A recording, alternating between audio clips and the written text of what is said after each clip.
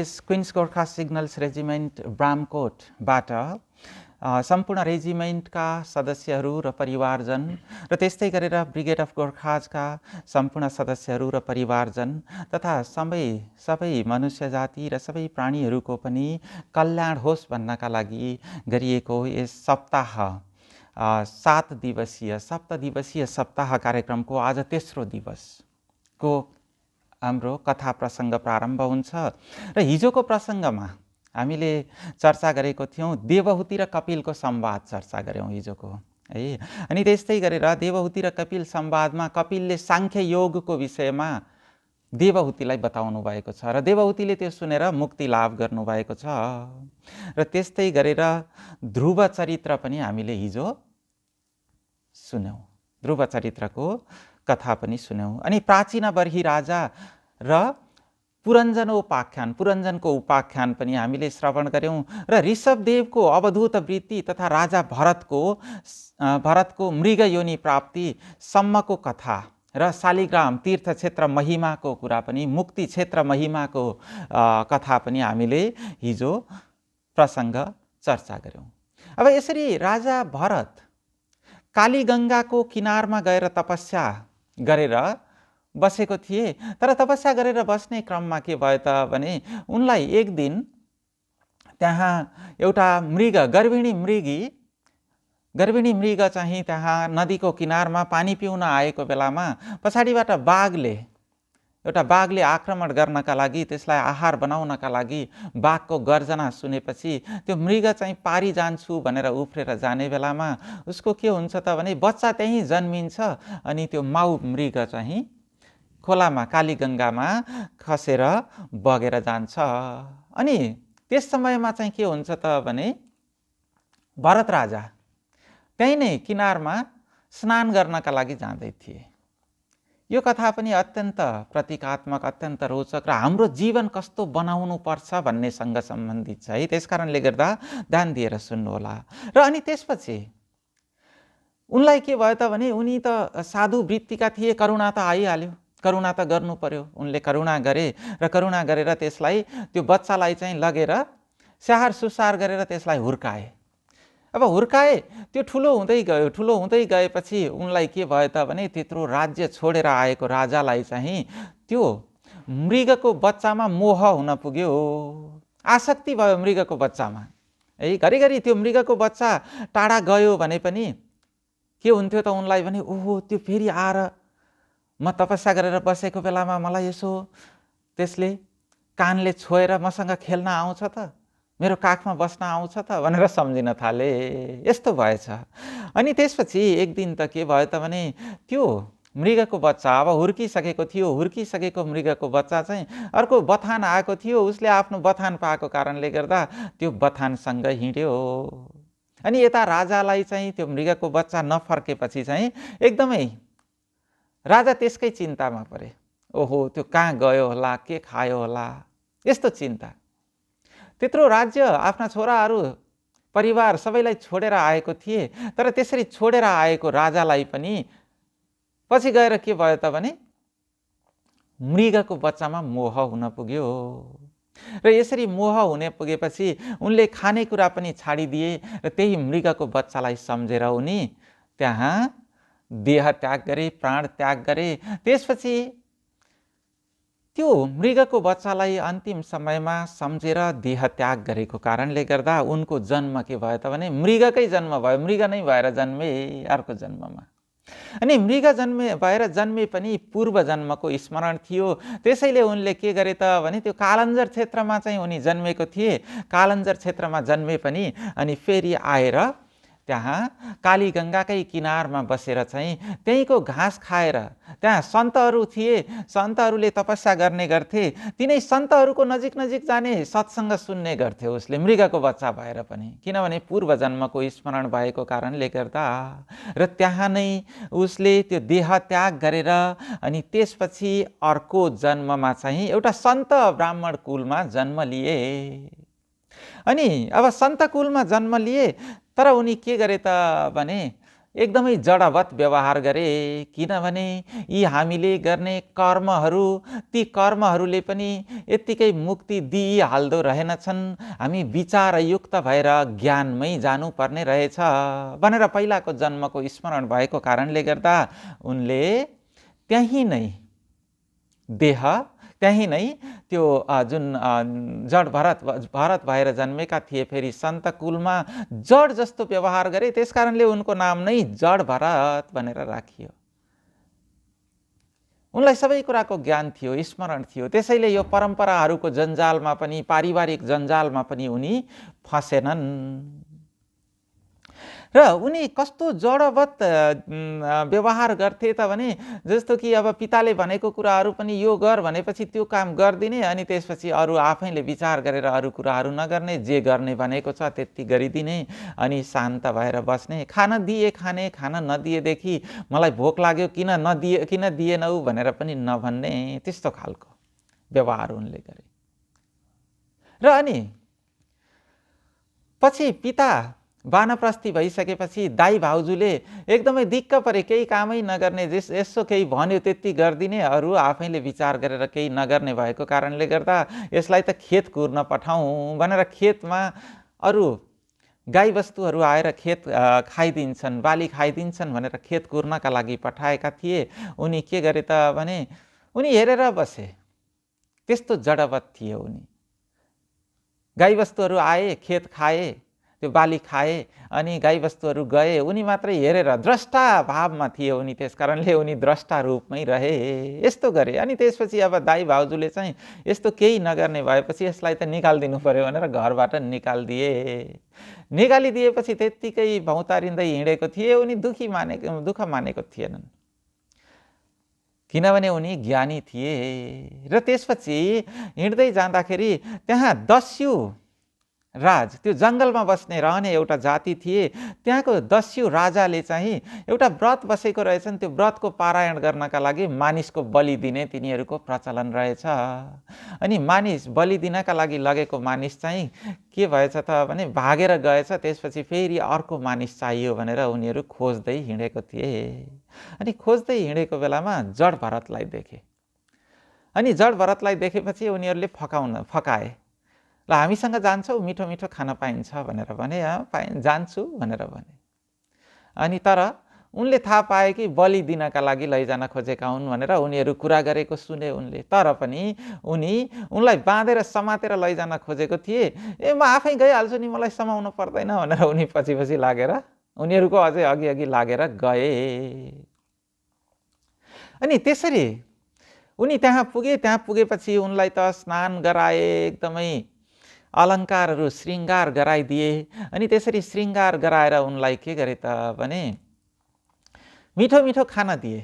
अनि एकछिनपछि बलि दिनु छ, मलाई बलि दिन्छन् भन्ने थाहा छ, तर पनि उनले त्यसको कुनै परवाह गरेनन्, किनभने उनले त यो सारा संसार क्षणिक छ, यो हाम्रो जीवन पनि क्षणिक छ भनेर उनले मृत्युलाई पनि जितिसकेका थिए। त्यसै कारणले गर्दा उनले कुनै प्रतिकार गरेनन् र अनि देवीको अगाडि लगेर, भद्रकालीको अगाडि लगेर उनलाई बलि दिनका लागि तयार गरेका थिए। अनि भद्रकालीले अब के गर्नुभयो त भने यस्ता ज्ञानीलाई चाहिँ बलि दिएर यहाँ अनर्थ हुने भयो भनेर भद्रकाली त्यहाँ प्रकट हुनुभयो र ती दस्यु राजहरूलाई संहार गरिदिनु भयो। यस्तो कथा प्रसङ्ग पाइन्छ। र त्यसपछि अब त्यहाँबाट उनी फेरि निस्के र त्यसरी नै यताउता हिँड्दै थिए, बाटोमा मार्गमा हिँड्दै थिए। र अनि एकछिन रुखमुनि बसेको समयमा चाहिँ के हुन्छ त भने राजा रहुगण पालकीमा चढेर सत्सङ्ग गर्नका लागि जाँदै रहेछन्। अनि एउटा पालकी बोक्ने मानिस चाहिँ बिरामी भएछ। अनि बिरामी भएर उसले पालकी बोक्न नसक्ने भएछ। अनि यता खोज्दै जाँदाखेरि, पालकी बोक्ने मानिस खोज्दै जाँदाखेरि फेरि उनलाई देखे, जड भरतलाई देखे तिनीहरूले। अनि ल आइज राजाको सेवा गर्छस्, तँलाई धेरै पुरस्कार दिन्छन् राजाले, खाना पनि दिन्छन् मिठो मिठो भनेर भने उनीहरूले। अनि उनी पनि गए, खुरुखुरु गएर पालकी बोकेर हिँडे। अब उनी त पालकी बोकेर हिँडे, जाँदै गर्दाखेरि बाटोमा किराहरू, कमिलाहरू यस्तोहरू देखेपछि चाहिँ त्यसलाई नटेक्नका लागि चाहिँ पाइला घरि अलिकति लामो पाइला सार्ने, घरि छोटो पाइला सार्ने गर्दाखेरि त्यो के भयो त भने त्यो पालकी हल्लियो। अनि राजाले गाली गरे, ए अलिक राम्रोसँग बोकेर हिँड भन्दाखेरि यही अहिले नयाँ आएको चाहिँ हो भनेर राजालाई भने हामी त राम्रैसँग बोकेको छौँ भनेपछि ए तँलाई दण्डको भय छैन क्या हो, तँलाई म ठिक पार्छु, तँलाई औषधि गर्छु, अहिले दण्ड दिन्छु, राम्रोसँग हिँड भनेपछि उनले के भन्छन् त भने राजन अब तपाईँले कसलाई दण्ड दिनुहुन्छ? अनि उनले राजाले उनलाई मोटो पनि भनेको थिए, त दुब्लो पातलो छस् भनेर व्यङ्ग्य गरेका थिए मोटो भएको कारणले गर्दा। अनि खान पाएको छैनस् होला भनेर भनेको थिए। यो दुब्लो मोटो यस्तो कुराहरू त शरीरको धर्म हो, मेरो धर्म होइन। अनि त्यसै कारणले गर्दा तपाईँले कसलाई दण्ड दिनुभयो भने पनि म त आत्मस्वरूप हुँ, म त शरीर होइन, तपाईँले शरीरलाई दण्ड दिनुहुन्छ त्यो त मलाई त हुँदैन फेरि। त्यसै कारणले गर्दा तपाईँले भनेको कुरा मिलेन राजन भनेर भनिसकेपछि अनि अझै राजाले भनेको कुरालाई तपाईँले मलाई औषधि गर्छु भन्नुभयो, यो शरीर र म त भिन्न हो, अनि परमार्थ दृष्टिले हेर्दा त तपाईँ र म फेरि एकै हो, एउटै हो भनेदेखि फेरि कसले कसलाई दण्ड दिने भनेर भनिसकेपछि त रहुगण त झस्साङ्ग भए, झस्के अब उनी।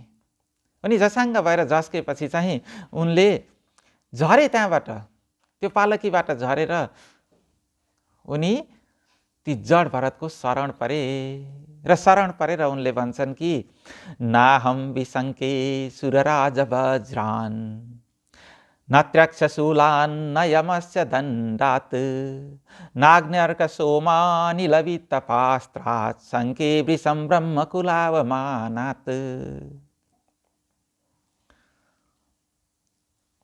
उनले जनै पनि लगाएको देखेपछि द्विज हुनुहुँदो रहेछ भनेर पनि चिने, तपाईँ त द्विज हुनुहुँदो रहेछ। र उनी शरण परेर भन्छन् अब कि मलाई इन्द्रको वज्रबाट पनि कुनै डर छैन, त्यस्तै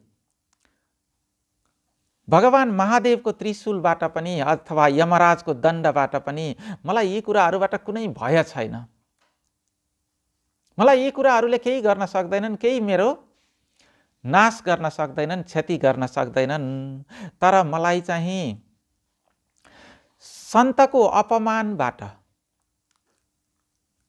चाहिँ मलाई धेरै डर लाग्छ। र तपाईँ को हुनुहुन्छ? तपाईँ त महामुनि कपिल नै हुनुहुन्छ कि भनेर सोध्छन् उनले, किनभने म त हजुरलाई नै भेट्न, कपिल हुनुहुन्छ भने त म हजुरलाई नै हजुरसँगै सत्सङ्ग गर्नको लागि जाँदै थिएँ। अनि अथवा हजुर त अवधूत दत्तात्रेय पो हुनुहुन्छ कि, हजुर को हुनुहुन्छ भनेर सोधेपछि अब जड भरतले भन्न थाल्छन्। अब उपदेश दिन सुरु गरे अब जड भरतले, किनभने राजा त अब शरणमा परिहाले। अनि जड भरत भन्छन् अको विदहको विदवादवादान् वदस्य योन्तातिविदं वरिष्ठं न सूरयो हि व्यवहारमेनं तत्त्वावमर्शेन सह मनन्ति। हे राजन, तपाईँ अज्ञानी भएर पनि ज्ञानी जस्तै सतै तर्क गर्नुहुन्छ, फेरि तर्क वितर्क त फेरि ज्ञानीको जस्तो गर्नुहुन्छ, तर तपाईँ ज्ञानी चाहिँ होइन। किनभने तत्त्वज्ञानी मनुष्य चाहिँ यो सारा व्यावहारिक दृश्य जगत छ जसलाई पारमार्थिक दृष्टिमा जुन मिथ्या हुन्छ त्यसलाई के भनिदैन त भने सत्य मान्दैनन् ज्ञानी मानिसले चाहिँ। तर व्यावहारिक दृष्टिमा चाहिँ यसको सत्यता छ है। किनभने उनले भन्छन् कि यो जति पनि दृश्य जगत छ त्यो दृश्य जगत जति सबै व्यावहारिक दृष्टिमा मात्रै सच छ, तर पारमार्थिक दृष्टिमा सच छैन। र जड भरतले क्षेत्र र क्षेत्रज्ञको ज्ञान पनि दिन्छन्। क्षेत्र भनेको के त भने यो शरीर, इदं शरीरम कौन्तेय क्षेत्रमित्यभिधीयते। क्षेत्र भनेको यो शरीर, एतद्यो वेत्ति तं प्राहु क्षेत्रज्ञ इति तद्विदः। यो शरीर चाहिँ क्षेत्र हो भने यसलाई जान्ने जुन आत्मा छ त्यो चाहिँ के हो त भने क्षेत्रज्ञ हो। क्षेत्रलाई जान्ने क्षेत्रज्ञ, म आत्मस्वरूप हुँ भनेर उनले भनिदिए। र अनि त्यसपछि यो के हो त भने जति पनि देखिने वस्तु छ, दृश्यम दृश्यम सर्वम अनात्मा स्यात् दृगेवात्मा विवेकिन। यो देखिने कुरा जति छ त्यो सबै अनात्मा रहेछ।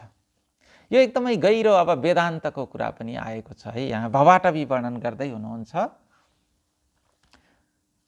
जड भरतले रहुगणलाई।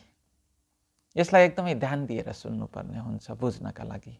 यो भवाटवी वर्णन र वेदान्तको कुरा छ। दृश्यम सर्वम अनात्मा स्यात् दृगेवात्मा विवेकिनः। जति पनि दृश्य जगत छ यो दृश्य जगत जति सबै के हो त अनात्मा हो। यो आत्मा वस्तु होइन र त्यो असत्य पनि हो, असत पनि हो। दृगेवात्मा विवेकिनः। विवेकी आत्मा नै के हो त भने त्यो जो द्रष्टा हो त्यो नै विवेकी आत्मा हो, त्यो नै सत हो। र त्यसो भनेदेखि यो म त देखिने शरीर त म रहेनछु, म त आत्मा रहेछु, त्यो आत्मालाई किन दुःख हुन्छ त भनेर प्रश्न आउन सक्छ। अब किनभने हामीले सुख दुःखको अनुभव गर्छौँ नि, त्यो सुख दुःखको अनुभव किन हुन्छ त भने भनिन्छ आत्मनः किम निमित्तम दुःखम, शरीर परिग्रह निमित्तम। शरीर परिग्रह गरेको कारणले गर्दा अथवा यो शरीर धारण गरेको कारणले गर्दा हामीलाई अथवा आत्मालाई दुःख हुन्छ। हामीलाई ज्ञान छ त यो शरीर धारण गर्नुभन्दा अगाडिको दुःखको ज्ञान छ? छैन। हामी त खासमा चेतन स्वरूप भएको कारणले गर्दा जति बेला पनि हामी ज्ञान गरिराखेको हुन्छौँ, तर हामीलाई के हुँदैन त भने त्यो यो शरीर धारण गर्नुभन्दा अगाडिको दुःखको ज्ञान छैन। त्यसैले त्यसभन्दा अगाडि दुःख थिएन। तर अघिल्लो जन्मको दुःख चाहिँ के हुन्छ त भने यो जन्म लिएर शरीर अन्तर हुने बेलामा चाहिँ त्यो चाहिँ के हुन्छ त विस्मृत हुन्छ। र यसपछि के त भने त्यो पनि जब हामी फेरि आत्मस्वरूप भनेर आफूलाई चिन्छौँ, आत्मस्वरूपलाई चिनिसकेपछि चाहिँ त्यो के हुन्छ फेरि पुनः स्मरण हुन्छ है। र यसपछि शरीर परिग्रह गरेको कारणले गर्दा, शरीर धारण गरेको कारणले गर्दा दुःख हुने रहेछ भनेदेखि त्यो शरीर धारण किन हुन्छ त भने शरीर परिग्रह केन भवति भने कर्मणा, कर्मको कारणले गर्दा हामीले जन्म जन्मान्तरमा गरेका कर्महरूको कारणले गर्दा शरीर परिग्रह हुन्छ, शरीर धारण गर्नुपर्छ। किनभने हाम्रो जन्म त यो त एकचोटि जन्मिने यो जन्म मात्रै होइन, पहिला कति जन्म लिइसक्यौँ र पछि पनि कति जन्म हामीले लिनेवाला छौँ मुक्त भएनौँ भने। र यसपछि त्यो कर्म किन हुन्छ त नि? त्यसो भनेदेखि हामीले कर्म किन गरेको हुन्छौँ त भने रागादिभ्य, राग आदिले गर्दा कर्म, राग र द्वेषले गर्दा। राग भनेको के त भने कुनै वस्तु प्राप्तिको लागि राग, सुखानुसयी राग, सुखको लागि राग हुन्छ, सुख प्राप्ति गर्न खोज्छौँ। दुःखानुसयी द्वेष, दुःख भयो भने त्यसलाई हटाउन खोज्छौँ, त्यसैले गर्दा कर्म हुन्छ। सुख पाउन र दुःख हटाउनका लागि कर्म हुने रहेछ। त्यसो भने अब यो राग कहाँबाट आउँछ होला त नि भने राग चाहिँ अभिमानबाट आउँछ। यस्तो रहेछ, जेको पनि कारण हुने रहेछ नि है, कार्यकारण सम्बन्ध हुन्छ नि। अनि अब अभिमान केबाट आउँछ त भने अभिमानोपि कस्मात् भवति भने अविवेकात्, अविवेकबाट हुँदो रहेछ अभिमान चाहिँ। किनभने जब विवेक ज्ञान हुँदैन, विवेक ज्ञान नभइसकेपछि त्यसबाट अभिमान हुन्छ। अनि यो अविवेक केबाट हुन्छ त भने अज्ञानात्, अविवेक चाहिँ अज्ञानबाट हुन्छ। ओहो, यो त कहाँ गएर सकिने रहेछ त होइन? किनभने एउटा पछि अर्को आएकै छ। अब अज्ञान केबाट हुन्छ त त्यसो भने भनेर प्रश्न आउँदाखेरि अज्ञानम केन भवति इति चेत न केनापि, अज्ञानको त कुनै कारणै छैन। किनभने अज्ञान त भाव वस्तु नै होइन। जे भाव वस्तु हो त्यसको पो कारण हुन्छ त। अज्ञान त भाव वस्तु नै होइन, त्यो त के हो त भने अभाव हो। के को अभाव हो त भने ज्ञानको अभाव भनेको चाहिँ अज्ञान हो। यो चाहिँ कस्तो रहेछ त भने अँध्यारो जस्तै रहेछ, अन्धकार जस्तै रहेछ। जसरी अन्धकार चाहिँ कुनै भाव वस्तु होइन, अन्धकार चाहिँ यो उज्यालोको अभाव मात्रै हो, प्रकाशको अभाव चाहिँ अन्धकार हो भने त्यसलाई हटाउन के गरिन्छ त भने दियो बालिन्छ।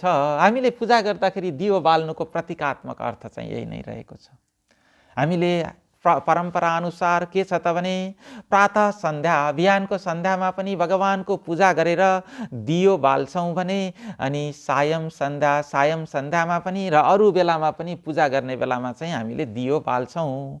किनभने यो यसकै प्रतीक हो कि जसरी दियो बालेपछि अन्धकार नाश हुन्छ, अन्धकार नाश हुनका लागि दियो बाल्नु बाहेक अथवा उज्यालो आउनु बाहेक अरू कुनै उपाय छैन। अज्ञान नाश गर्नु पनि अरू कुनै उपाय छैन, ज्ञान गर्नु नै जरुरी छ। हामीले ज्ञानको लागि नै प्रयत्न गर्नु पर्दछ। त्यसै कारणले गर्दा अब अज्ञानको निवृत्ति ज्ञानले नै हुने रहेछ भने अब ज्ञान हामीलाई कसरी प्राप्त हुन्छ त भने विचाराद एव भवति, विचारात हुन्छ, विचारबाट हुन्छ। त्यो विचार कस्तो विचारबाट भने आत्म अनात्म वस्तु विवेक विषय विचारबाट हुन्छ। आत्मा के हो र अनात्मा के हो भन्ने विषयको विचार गरेर त्यसको विवेक विचारबाट चाहिँ के हुन्छ त भने यो ज्ञान हुन्छ र ज्ञान नै गर्नुपर्ने रहेछ हामीले। त्यस कारणले गर्दा अब हामी यदि ज्ञान गरेनौँ भनेदेखि के हुन्छ त भने यो भवाटवीमा, भव भनेको संसार रूपी, अटवी भनेको जङ्गलमा हामीहरू सत्व रज र तम आदि कर्मको कारणले गर्दा यो जीव रूपी बणिक संसार रूपी जङ्गलमा आउँछ। हामीले गरेको कर्मकै कारणले गर्दा यो संसार रूपी जङ्गलमा आउने रहेछौँ है। र विभिन्न कर्ममा हामी के गर्छौँ त भने पुनः संलग्न हुन्छौँ र त्यसरी विभिन्न कर्महरूमा हामी पुनः संलग्न रहिराख्छौँ। र यो भवाटवीमा, यो संसारमा जम्मा 5वटा ज्ञानेन्द्रिय र मन गरेर यी 6वटा चोर हुन्छन् अरे। 5वटा ज्ञानेन्द्रिय र 6वटा एउटा मन गरेर 6वटा चोर हुन्छन्। ती चोर कस्तो हुन्छन् त भने हामीसँगै बसेर आफूसँगै बसेर आफ्नै आत्मज्ञान रूपी सम्पत्तिलाई चोरी राखेको हुन्छन्। तिनीहरूले अरू विषयतिर भट्काउँछन् हामीलाई। किनभने मनले पनि जहिले पनि हामीलाई बाहिरतिर लैजान्छ अनि इन्द्रियहरूले पनि हामीलाई बाहिरतिर लैजान्छन्। किनभने इन्द्रियहरू भनेको मन भनेको ढोका जस्तै हो, जुन ढोकाबाट हामी ढोका खोलेर बाहिर जान पनि सक्छौँ र भित्र जान पनि सक्छौँ। त्यस्तै गरेर हामीले यसको उपयोग जहिले पनि के को लागि गरेका छौँ त भने बाहिर जानका लागि पनि मात्रै गर्छौँ, हामी भित्र आउनका लागि गर्दैनौँ हामीले यसको उपयोग। त्यसैले हामीले यसको उपयोग के को लागि गर्नुपर्ने हुन्छ त भने अब भित्र जानका लागि गर्नुपर्ने हुन्छ। त्यसको लागि चाहिँ हामीले बाहिरको द्वारहरू बन्द गरेर यो इन्द्रियहरूलाई बाहिरबाट बन्द गरेर उपरति गराएर अनि त्यसपछि हामी भित्र अन्तर्मनमा ध्यान गर्न सक्छौँ, अन्तर हृदयको ध्यान गर्न सक्छौँ। यस्तो विधि चाहिँ हामीले यही भागवतमा 7 दिनको विधिमा यो पनि हामीले अभ्यास गर्छौँ। खासमा हामीले कथा सुन्छौँ अनि कथा सुनेपछि जुन वेदान्तको 7वटा अभ्यासहरू छ, त्यो वेदान्तको 7वटा ज्ञानको भूमिकाका अभ्यासहरू, त्यो 7वटा अभ्यासहरूमध्ये आज तेस्रो दिन है। पहिलो दिन हामीले शुभेच्छाको अभ्यास गऱ्यौँ। त्यसपछि दोस्रो दिन सत्विचार अथवा विचारणाको अभ्यास र त्यसपछि आजको अभ्यास भनेको तनु मानसा। किनभने जब सत्विचार हुन्छ, तनु मानसा भनेको यो इन्द्रियहरूले ग्रहण गर्ने कुराहरू चाहिँ अब हामी कम गर्दै जान्छौँ, शरीरले ग्रहण गर्ने कुराहरू पनि कम गर्दै जान्छौँ र आत्म तत्त्वको चिन्तनतर्फ हामी अझै अगाडि बढ्छौँ। यस्तो हुँदै जान्छ।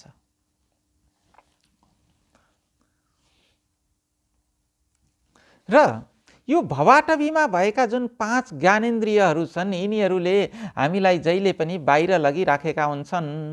यस्तो इन्द्रियहरू त जोसँग, जुन जनावरसँग एउटा मात्रै छ, त्यस्ताहरू पनि नाश भएका छन् भने हाम्रो नाश त के हुन्छ त भने यदि विचार गरेनौँ भने त एकदम अवश्यम्भावी छ भनेर भनिन्छ। है।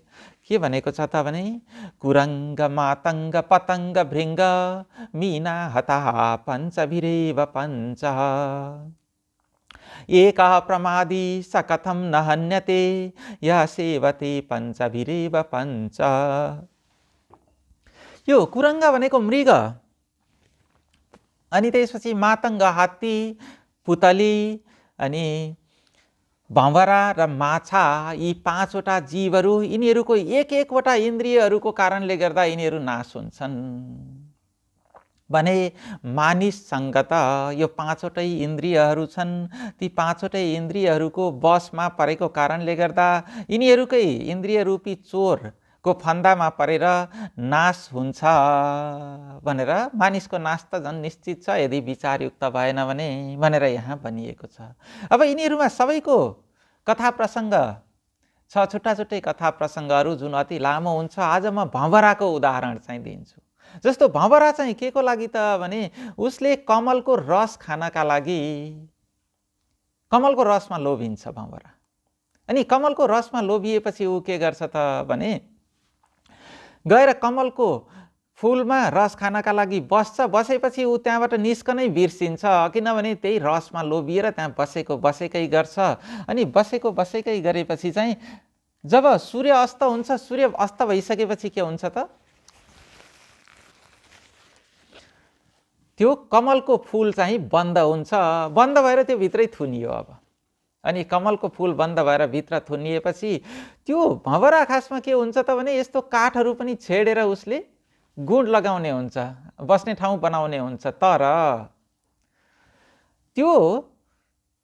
त्योसँगको आसक्तिले गर्दा, मोहले गर्दा के गर्न सक्दैन त भने त्यो कमलको फुलको त्यो पातहरू पनि छेडेर बाहिर निस्कन सक्दैन। त्यो भित्र बसेर के विचार गर्छ त भने अब रात्रिर्गमिष्यति भविष्यति सुप्रभातम बाष्पानुदिश्यति हसिष्यति पङ्कजश्री इत्थं विचिन्तयति कोशगते द्विरेफे आहन्त हन्त नलिनीं गजमुज्जहार। रात्रिर्गमिष्यति, यो रात जानेछ। अब भविष्यति सुप्रभातम, उज्यालो हुनेछ। अनि जब उज्यालो हुन्छ सूर्य फेरि उदाउनेछन् र सूर्य उदाइसकेपछि यो कमलको फुल फेरि फक्रनेछ। अनि त्यसपछि चाहिँ म उडेर जान्छु भनेर विचार गरेको थियो। तर विचार गर्दा गर्दै चाहिँ त्यो तलाउमा एउटा जङ्गली हात्तीको समूह आउँछ। अनि त्यसपछि त्यो जङ्गली हात्तीको समूहले चाहिँ त्यो डाँठै सहित भाँचेर फालिदिन्छ। यसरी त्यो भँवरो चाहिँ के हुन्छ त भने मृत्युवरण गर्न पुग्छ, मर्न पुग्छ। भने त्यो के को लोभमा मर्यो त भने त्यो रस खाने लोभमा मर्यो। त्यो भनेदेखि हामी पनि यी चोर, इन्द्रिय रूपी चोरहरूबाट हामी के गर्नुपर्छ त भने सदैव विचारशील भएर यिनीहरूको फन्दामा हामी पर्नु हुँदैन। यिनीहरूको फन्दामा पर्यौँ भने त हाम्रो के गति हुन्छ होला भनेर यो श्लोकमा चाहिँ भनिएको छ है। त्यस्तै गरेर हामीहरू अथवा मनुष्य जाति के गर्छन् त भने आफ्नो परिवार आदिको आवश्यकता पूरा गर्नको लागि विभिन्न पाप कर्ममा प्रवृत्त पनि हुन्छन् र दुःख भोगिरहने गर्छ जीवले। अनि जबसम्म भगवान ऋषिकेशको आराधना गरेर मोह बन्धन हट्दैन, यो मोह अथवा एट्याचमेन्ट, आसक्ति यो नहट्दासम्म के हुन्छ त भने दुःख पाइराख्ने हुन्छ। जस्तो कि एउटा रत्नाकरको प्रसङ्ग छ। रत्नाकर भनेको एउटा डाकु थिए, एकदमै खतरनाक डाकु।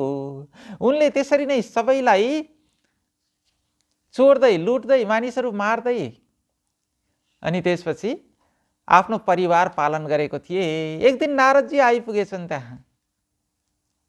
नारदजी आइपुगेपछि के भयो त भने नारदजीलाई लुट्न खोजेको थिए। मसँग त केही छैन, ल के लुट्छौ, यही वीणा हो, के लुट्छौ भनिसकेपछि तैँले कहीँ लुकाएको छस् होला, खै देख के छ तँसँग भनेर भनिसकेपछि चाहिँ नारदले के भन्छन् त भने बरु म तिमीलाई एउटा ज्ञान दिन्छु। तिमीले यत्रो धेरै पाप कर्म गरेर, अरूलाई मारेर, दुःख दिएर, चोरेर, यस्तो गरेर चाहिँ परिवार पालन गरेको छौ, त्यो भोलि पर्सि पाप भोग्ने बेलामा त तिमीले आफूले मात्रै भोग्न पर्छ नि, थाहा छ तिमीलाई भनेपछि होइन, कहाँ त्यस्तो हुन्छ, मेरो परिवारले मलाई सधैँ साथ दिन्छन्, जे कुरा परे पनि मलाई साथ दिन्छन्, छोराछोरीले साथ दिन्छन्, श्रीमतीले साथ दिन्छन्, अनि बाआमाले पनि यति माया गर्नुहुन्छ कि उहाँहरूले पनि मलाई त्यो पापको चाहिँ भाग के गर्नुहुन्छ त भने सबैले बाँड्नुहुन्छ भनेर उसले भन्छ।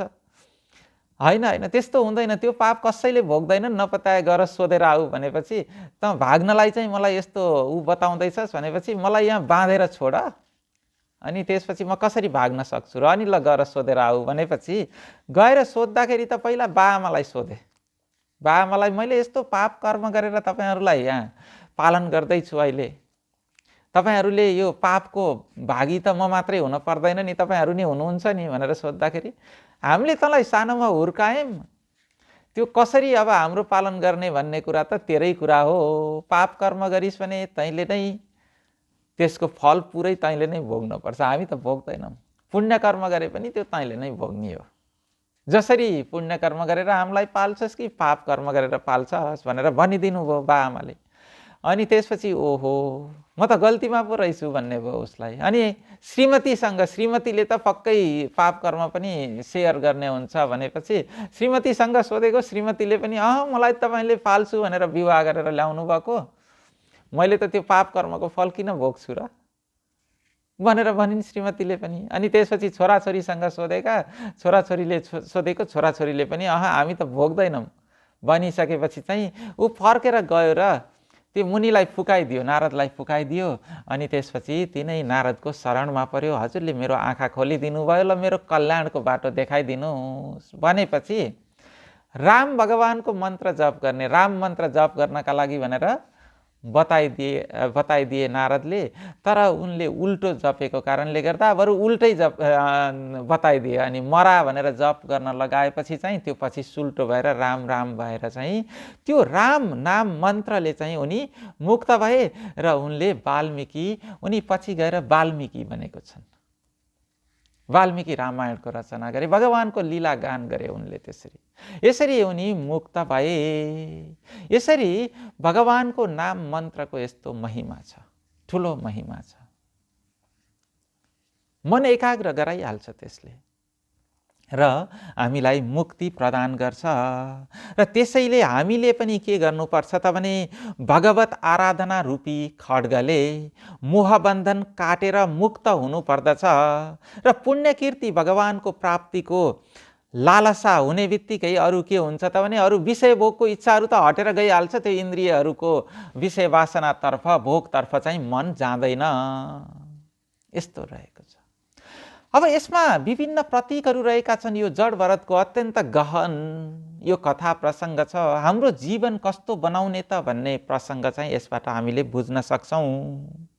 जस्तो कि के छ त भने पहिलो कुरो त उनी एकदमै ठुलो राजा थिए, सारा भारतवर्षको राजा थिए। भारत भन्ने नाम नै उनको नामबाट हुन गएको थियो भनेर, रहन गएको थियो भनेर भनिन्छ है। त्यत्रो ठुलो राज्यको राजा भएर पनि उनी छोराहरूलाई राज्य दिएर ध्यान गर्नका लागि गए। किनभने यो मनको शान्ति प्राप्त गर्ने उपाय भनेको त त्यो राज्यले दिने होइन, आनन्द भनेको त्यो राज्यले दिने होइन, जुन कुरा उनलाई थाहा थियो। त्यही कारणले गर्दा उनी राज्य छोराहरूलाई समय भएपछि राज्य छोराहरूलाई दिएर ध्यान गर्नका लागि गए। हामीले पनि हाम्रो जीवनमा विचार गर्नुपर्छ, विचारपूर्वक जीवन जिउनुपर्छ। र यो सबै कुराहरूले हामीले जति जोड्दै गएर पनि, किनभने हामी त्यस्तो राजा त हुन सक्दैनौँ होला, जति जोड्दै गएर पनि हामीलाई त्यसले शान्ति दिने होइन, त्यसले आनन्द दिने होइन। त्यसै कारणले गर्दा हामीले जीविकाको लागि, जीविका उपार्जनको लागि जुनसुकै काम गरेर भए पनि काम गर्ने, कर्म गर्ने, तर त्यसमा आसक्ति नभएर कर्म गर्ने र एक समय आएपछि चाहिँ निवृत्ति पनि लिनु पर्दछ, निवृत्त पनि हुनुपर्छ त्यस्ता कर्महरूबाट। यो चाहिँ एउटा यसको प्रतीक छ। र ज्ञान मार्गमा हामी जानुपर्छ, एउटा प्रतीक यो रहेको छ। त्यस्तै अर्को प्रतीक के छ त अब भने त्यसरी त्यत्रो राज्य छोडेर गएको राजालाई पनि पछि गएर के भयो त भने मृगको बच्चामा मोह हुन गयो। मृगको बच्चामा मोह हुन गइसकेपछि उनी के भयो त भने फेरि मृग भएर जन्मिनु पर्यो अर्को जीवनमा। के हुँदो रहेछ त भने विचारहीनस्य वनेपि बन्धनम भवेद अवश्यम भरतादिवद् यतः गृहेपि मुक्तो जनकादिवद् भवेत् ततो विचारैकपरायणो भवेत्। विचारहीन भयो भनेदेखि वनमा गएर तपस्या गरेर बसे पनि बन्धन नै हुँदो रहेछ। जसरी कसलाई बन्धन भयो त भने यी भरत राजालाई बन्धन भयो, तपस्या गरेर बस्ने पूर्व राजालाई बन्धन भयो जङ्गलमा गएर तपस्या गरेर पनि है। त्यो चाहिँ केले हुँदो रहेछ त भने विचार भएन भने। र गृहेपि मुक्तो जनकादिवद् भवेत्, घरमै बसेर अथवा राज्य गरेर पनि मुक्त अवस्थामा रहन सकिन्छ, जीवन मुक्त हुन सकिन्छ, रहन सकिन्छ यदि मोह भएन भने। र त्यसै कारणले गर्दा हामी पनि राजा जनक जस्तै हुनुपर्छ, गृहेपि मुक्तो, घरमै बसेर पनि मुक्त हुनुपर्छ। यस्तो कुरा चाहिँ यो श्लोकमा बताइएको छ। र त्यहाँ के छ त भने केही लक्षणहरू आएको छन् उनलाई, अब बन्धनमा पर्छन् भन्ने कुराको केही लक्षणहरू आएको छन्। ती लक्षणहरू के छन् त भने मृगको बच्चामा मोह भयो। कहिलेकाहीँ के गरे त भने त्यो मृगको बच्चा बाहिरतिर जाँदाखेरि पनि ओहो यो आउँछ कि आउँदैन, फेरि आएर मसँग खेल्छ कि खेल्दैन, मलाई आनन्द दिन्छ कि दिँदैन। अनि त्यसपछि जब हराइसकेपछि के भयो त भने ओहो यसले त के खाएर बाँच्छ होला नि भनेर हामीहरूले आफ्ना परिवार छोराछोरीको चिन्ता गरे जस्तै उनले पनि त्यही मृगको बच्चाको चिन्ता गरे। त्यहाँबाट नै मोहको लक्षण आइसकेको छ। अब उनी बन्धनमा पर्ने कुराको लक्षण आइसकेको छ। त्यस्तै गरेर उनले के पनि देखेको छन् त भने चन्द्रमामा पनि त्यो मृगको बच्चालाई देखेको छन्। एकदमै पूर्ण चन्द्रमामा हेरिराख्दाखेरि चाहिँ मृगको बच्चा हराइसकेपछि चन्द्रमामा मृगको बच्चा नै देखेको छन्। यस्तो चाहिँ के हुन्छ त भने हामीले चन्द्रमामा चाहिँ जेलाई प्रक्षेप गर्छौँ त्यही नै देखिन्छ। एउटा कथा प्रसङ्ग छ, तपाईहरू जस्तै सिपाही भाइको कथा प्रसङ्ग है। के भएछ त भने प्रेमिका गर्लफ्रेन्ड सँग चाहिँ जहिले अब प्रेमको कुराहरू गर्ने अनि जहिले पनि प्रियसीलाई त्यो गर्लफ्रेन्डलाई के भन्ने हुनुहुँदो रहेछ त भने मैले त जहिले पनि जुन समयमा पनि तिमीलाई सम्झिराख्छु, अनि जुन उदाउँदाखेरि त्यो पूर्ण चन्द्रमा उदाउँदाखेरि तिम्रो अनुहार पनि एकदमै राम्रो छ, पूर्ण चन्द्र जस्तै छ, चन्द्रमा जस्तै राम्री छौ तिमी, अनि चन्द्रमामा पनि मैले त तिमीलाई नै देख्छु, तिमीलाई नै सम्झिन्छु भनेर उनले भनेको रहेछन् है। अब चन्द्रमा चाहिँ खासमा राम्रो छ त, चन्द्रमा खाल्टाखुल्टी छन् सबै, यहाँबाट हेर्दा टाढाबाट हेर्दा मात्रै हो, त्यसलाई दूरबिनले हेऱ्यो भनेदेखि त सब डाँडा काँडा त्यस्तो देखिने हुन्छ,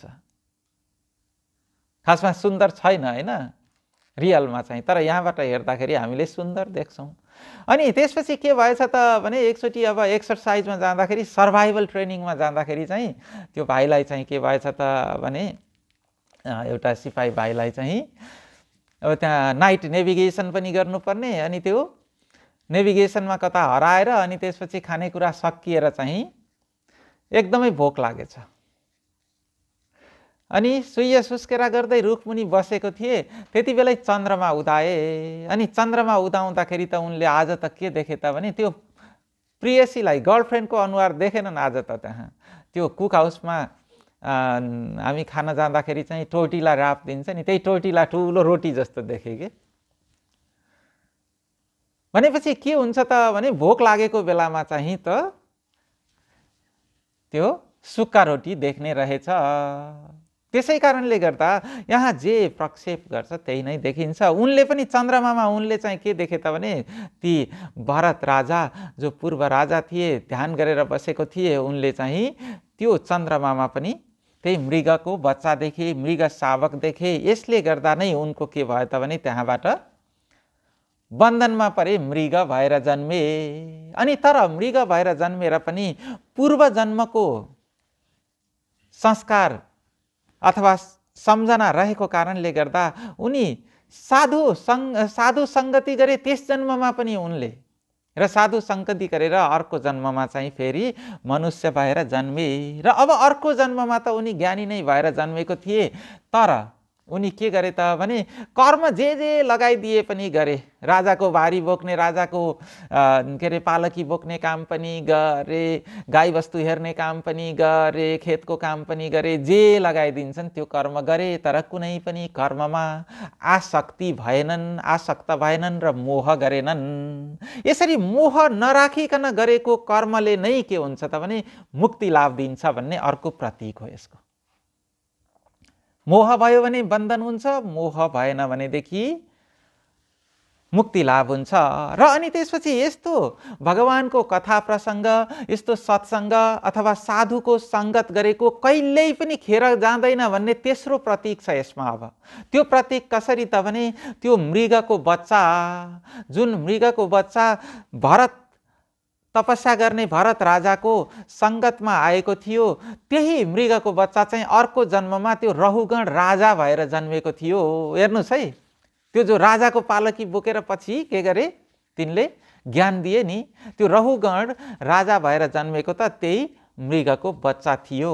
र त्यो मृगको बच्चाले सत्सङ्ग पाएको कारणले गर्दा अर्को जन्ममा ऊ पनि मुक्त भयो। साधु सङ्गत को फल ठूलो छ, कहिल्यै पनि त्यसको फल खेर जाँदैन, सत्सङ्गको फल कहिल्यै खेर जाँदैन। र त्यसपछि अर्को के त भने मुक्तिको लागि चाहिँ मनुष्य जन्ममा नै प्रयत्न गर्नुपर्छ। यही जन्ममा प्रयत्न गरेनौँ भनेदेखि हामी फेरि यो बन्धनमा फस्दै जान्छौँ। यो चाहिँ के छ त भने यसको प्रतीक रहेको छ। यसरी भनिन्छ कि भरत राजर्षिको चरित्र श्रवणबाट, जसले पनि भरत राजर्षिको चरित्र एक चित्त भएर एक मन भएर श्रवण गर्छ उसले त मोक्ष लाभ नै गर्छ। यस्तो मुक्ति लाभ दिने भरत राजर्षिको चरित्र हामीले पनि सुन्यौँ। हामी सबैको पनि अब के जाओस् त भने चित्तवृत्ति भगवानमा लागोस् र मुक्ति मार्गतर्फ हामी लाग्न सकौँ भनेर कामना गर्दछु। बोलाउँ श्री भरत चरित्र महिमाको, बोलाउँ भवाटवी वर्णन महात्म्यको, बोलाउँ श्री पुरुषोत्तम भगवानको। हजुर, अब यसपछि अगाडि भरतको वंश विस्तार गर्नुहुन्छ सुखदेवजीले। भरतको वंश विस्तार सुनाउनुहुन्छ। भरत का सुमति, देवताजित, देवद्युम्न, परमेष्ठी, प्रतिह, प्रतिहर्ता, प्रस्तोता र उद्गाथा, यस्ता उनको वंशमा चाहिँ यस्ता अरू राजाहरू हुँदै जान्छन् है। अनि त्यस्तै प्रतिहर्ताका अज र भूमा, अनि भूमाबाट उद्गीत, उद्गीतबाट प्रस्ताव, प्रस्तावबाट विभु, विभुबाट पृथुसेन र पृथुसेनबाट नल हुन्छन्, नलबाट गय। र राजा गय भरत वंशमा अत्यन्त उदार कीर्ति राजा भनेर वर्णन गरिन्छ। र त्यस्तै गएपछि चित्ररथ, चित्ररथ पछि सम्राट, सम्राट पछि मरीचि, मरीचि पछि बिन्दुमान र बिन्दुमान पछि मधु, त्यस्तै मधु पछि वीरव्रत राजा भए। र त्यसै वंशमा वीरज राजाले के गरेको छन् त भने प्रियव्रतको वंश अलङ्कृत गरेका छन्। र अब यसपछि सुखदेवले राजा परीक्षितको जिज्ञासा अनुसार भुवन कोशको विस्तार, यो भुवन कोश कति विस्तारित छ भन्ने कुराको वर्णन गर्नुहुन्छ। र त्यस्तै गङ्गाको उत्पत्ति तथा विभिन्न लोकहरूको पनि वर्णन गर्नुहुन्छ। त्यसै गरेर यो सूर्यको रथ तथा यसको गति र विभिन्न ग्रहहरूको अनि उनीहरूको स्थितिको र विभिन्न ग्रहहरूको गतिको पनि वर्णन गरेपछि विभिन्न कर्महरू अनुसार प्राणीलाई प्राप्त हुने गति र नरक लोकको पनि वर्णन गर्नुहुन्छ। शुभ कर्म गर्यो भनेदेखि कस्तो गति हुन्छ र अशुभ कर्म गर्यो भने, पाप कर्म गर्यो भने कस्तो गति हुन्छ भन्ने कुराको पनि त्यहाँ वर्णन गर्नुहुन्छ भन्ने सम्मका कथा पञ्चम स्कन्धमा बताइयो। नारायण हरि हरि। बोलौं श्री पुरुषोत्तम भगवानको जय। अब यसपछि षष्ठ स्कन्धमा अगाडिको कथा प्रारम्भ हुन्छ कि यो नरकको वर्णन सुनिसकेपछि परीक्षितले सोध्नुहुन्छ कि परीक्षित राजाले सुकदेवजीलाई प्रश्न यस्तो गर्नुहुन्छ कि यो नरक लोक त भयङ्कर छ, नरकमा त भयङ्कर दुःख हुन्छ र कस्तो उपाय गर्यो भनेदेखि त्यस्तो विचित्र र डरलाग्दो नरकमा मनुष्यलाई जान नपरोस् त्यस्तो कुरा बताइदिनुहोस् भनिसकेपछि सुकदेवजी भन्नुहुन्छ यो विषय भोगरूपी पापहरू जो मनुष्यले मन वचन अथवा कर्मले गरेका हुन्छन् त्यसको त प्रायश्चित यस जन्ममा गरिसकेन भने अथवा भोग यो जन्ममा गरिसकेन भनेदेखि त्यसले अवश्य नरक जानुपर्छ, किनभने त्यो फल त्यो कर्मले त फल नदिइकन त शान्त हुँदैन। हामीले गरेको कर्मको फल त अवश्य भोग्नुपर्छ, तर प्रायश्चित गरिसक्यो भनेदेखि चाहिँ फेरि त्यसको फल भोग्नु पर्ने हुँदैन। त्यसैले यो शरीर क्षीण नहुँदै यो पुण्य कर्म चाहिँ धेरै जसो के छ त भने हाम्रो लोकमा चाहिँ अलिकति वृद्ध भएपछि गर्ने हो। वृद्ध नहुँदासम्म त जसरी हुन्छ धन सम्पत्ति कमाउनु पर्छ, कमाउनतिर मात्रै लाग्नुपर्छ, यश पद प्रतिष्ठा यस्तो प्राप्त गर्नुपर्छ भन्ने यस्तो धारणा छ, तर त्यस्तो होइन। के हुनुपर्छ त भने यो शुभ कर्म गरेर नै हामीले आय आर्जन गर्नका लागि धन सम्पत्ति आय आर्जन गर्नुपर्छ जीविकाको लागि, र पुण्य कर्म पनि त्यति बेलै गर्नुपर्छ। पुण्य कर्मको लागि पछाडि भनेर छोड्नु हुँदैन, किनभने अन्तिम समयमा पुण्य कर्म गर्छु भन्यो भनेदेखि त अन्तिम समय कति बेला हो भन्ने कुरा हामीलाई थाहै छैन, थाहै हुँदैन। त्यसै कारणले गर्दा नित्य आफ्नो कर्महरूलाई पुण्य कर्म बनाउनु पर्ने हुन्छ है। अनि यदि कसैले चाहिँ प्रायश्चित्त गर्ने फेरि पाप कर्म गर्ने गर्यो भनेदेखि त त्यो त कस्तो हुन्छ भन्नुभएको हुन्छ त भने हात्तीको स्नान जस्तै व्यर्थ हुन्छ। हात्तीले के गर्छ भने पहिला जान्छ नुहाउँछ, अनि त्यसपछि बाहिर निस्केर सबै बालुवा चाहिँ फेरि शरीरमा छर्छ। त्यस्तै हात्तीको स्नान जस्तै व्यर्थ हुन्छ, फेरि पाप कर्मले चाहिँ नरकमा जानु परिहाल्छ। र जबसम्म अविद्या अथवा अज्ञानको नाश हुँदैन तबसम्म के पनि हुँदैन त भने फेरि प्रायश्चित्त पूर्ण प्रायश्चित्त पनि हुन सक्दैन। त्यसैले अज्ञानको नाश गर्नुतर्फ नै हामी लाग्नु पर्दछ। अज्ञान कसरी नाश हुन्छ त भने ज्ञान गरेपछि नाश हुन्छ, जुन हामीले अगाडि चर्चा गरिहाल्यौँ। र तर यसलाई बुझाउनका लागि जब ज्ञान हुन्छ, ज्ञान भइसकेपछि चित्त निर्मल भएर ज्ञान भइसकेपछि चाहिँ अज्ञान हटिहाल्छ भन्ने कुरा बुझाउनका लागि चाहिँ सुकदेवले अजामिलको प्रसङ्ग बताउनुहुन्छ। कान्यकुब्जे द्विज कश्चित् दासी पतिरजामिलः नाम्ना नष्ट सदाचारो दास्यः संसर्गदूषितः। कान्यकुब्ज नाम गरेको नगर थियो त्यस एउटा, त्यहाँ चाहिँ एउटा अजामिल नाम गरेको मानिस थिए, मानिस बस्थे। ती मानिस कस्तो थिए त भने आफ्नी पत्नीले जे भने पनि त्यही पुरा गरिदिने खालको पुरै पत्नीको बसमा थिए। र के छ त भने के भनिन्छ त भने यो अध्यात्म दर्शनमा र खास गरेर महिला वर्गले यो फेरि क्वालिटी डिफरेन्ट हुन्छ, फेमिनाइन क्वालिटी र मस्क्युलाइन क्वालिटी। त्यसकारणले महिलालाई नराम्रो भन्न खोजेको होइन, हामी सबैमा मस्क्युलाइन क्वालिटी पनि छ, फेमिनाइन क्वालिटी पनि छ, किनभने हामी माता र पिता दुवैको अंश हामीमा छ। त्यसै कारणले गर्दा हामीमा दुवै अंश हुन्छ। तर जुन फेमिनाइन क्वालिटी छ, फेमिनाइन क्वालिटी भनेको एउटा आसक्ति तर्फ बढी जाने पनि हुन्छ, किनभने प्रकृतिले फेमिनाइन क्वालिटी चाहिँ बच्चा जन्माउने र हुर्काउनका लागि विकसित गरेको छ, प्रकृतिको कार्य पुरा गर्नका लागि त्यस्तो हुन्छ। अनि त्यसै कारणले गर्दा मुक्तितर्फ जान कतिपय अवस्थामा गाह्रो पनि हुन सक्छ। तर यस सन्दर्भमा चाहिँ के गर्नुपर्ने हुन्छ त भने अलिकति सत्सङ्गहरू गरेर आफ्नो मनलाई के गराउनु पर्ने हुन्छ, आसक्ति रहित बनाउने प्रयत्न गर्नुपर्ने हुन्छ। सबैले, पुरुषले पनि महिलाले पनि है, यसमा कुनै भिन्नता छैन। फेरि दुवैलाई उस्तै हो, बन्धन गर्ने चाहिँ कुरा दुवैलाई उस्तै हो। अनि उनी चाहिँ आफ्नो पत्नीले जे भन्छन् त्यही कुरा पुर्याउने गर्दथे। यहाँ चाहिँ अब पत्नीले नै के गर्छिन् त भने मुक्ति मार्गतर्फ लैजाने कार्य गर्छिन् फेरि यहाँ है। अनि उनी खासमा भनिए कथा प्रसङ्गमा आउँछ कि उनी आफ्नो एकदमै सुशीला पत्नीलाई छोडेर चाहिँ यो दोस्रो विवाह गरेर अलिकति रूपको पछि लागेर आएको थिए। अनि उनीहरूका धेरै छोराछोरी थिए, धेरै सन्तति थिए। र अनि एक दिन के भएछ त भने उनी बाहिर कतै गएको थिए, त्यही जीविकाको लागि आय आर्जन गर्नको लागि गएका थिए। अनि गएको बेलामा चाहिँ त्यो गाउँमा एउटा सन्तहरू आएको थिए। सन्तहरूले चाहिँ त्यहाँ केटाकेटीहरू खेल्दै रहेछन्, खेल्दै गरेको केटाकेटीहरूलाई सोधेछन्, ए बाबु नानीहरू यो गाउँमा चाहिँ हामी अलिकति बस्ने जस्तो सज्जन मानिसको घर कुन छ भनेर भन्दाखेरि चाहिँ ती केटाकेटीलाई चाहिँ मजाक गर्न मन लागेछ र साधु सन्तलाई चाहिँ त्यही एकदमै दुष्ट अजामिलको घर देखाइदिए। हजुरहरू बस्ने जस्तो राम्रो घर त यो छ, हजुरहरूलाई एकदमै सम्मान गर्छन् भनेर बताइदिए। अनि सन्तहरू पनि त्यहाँ गए।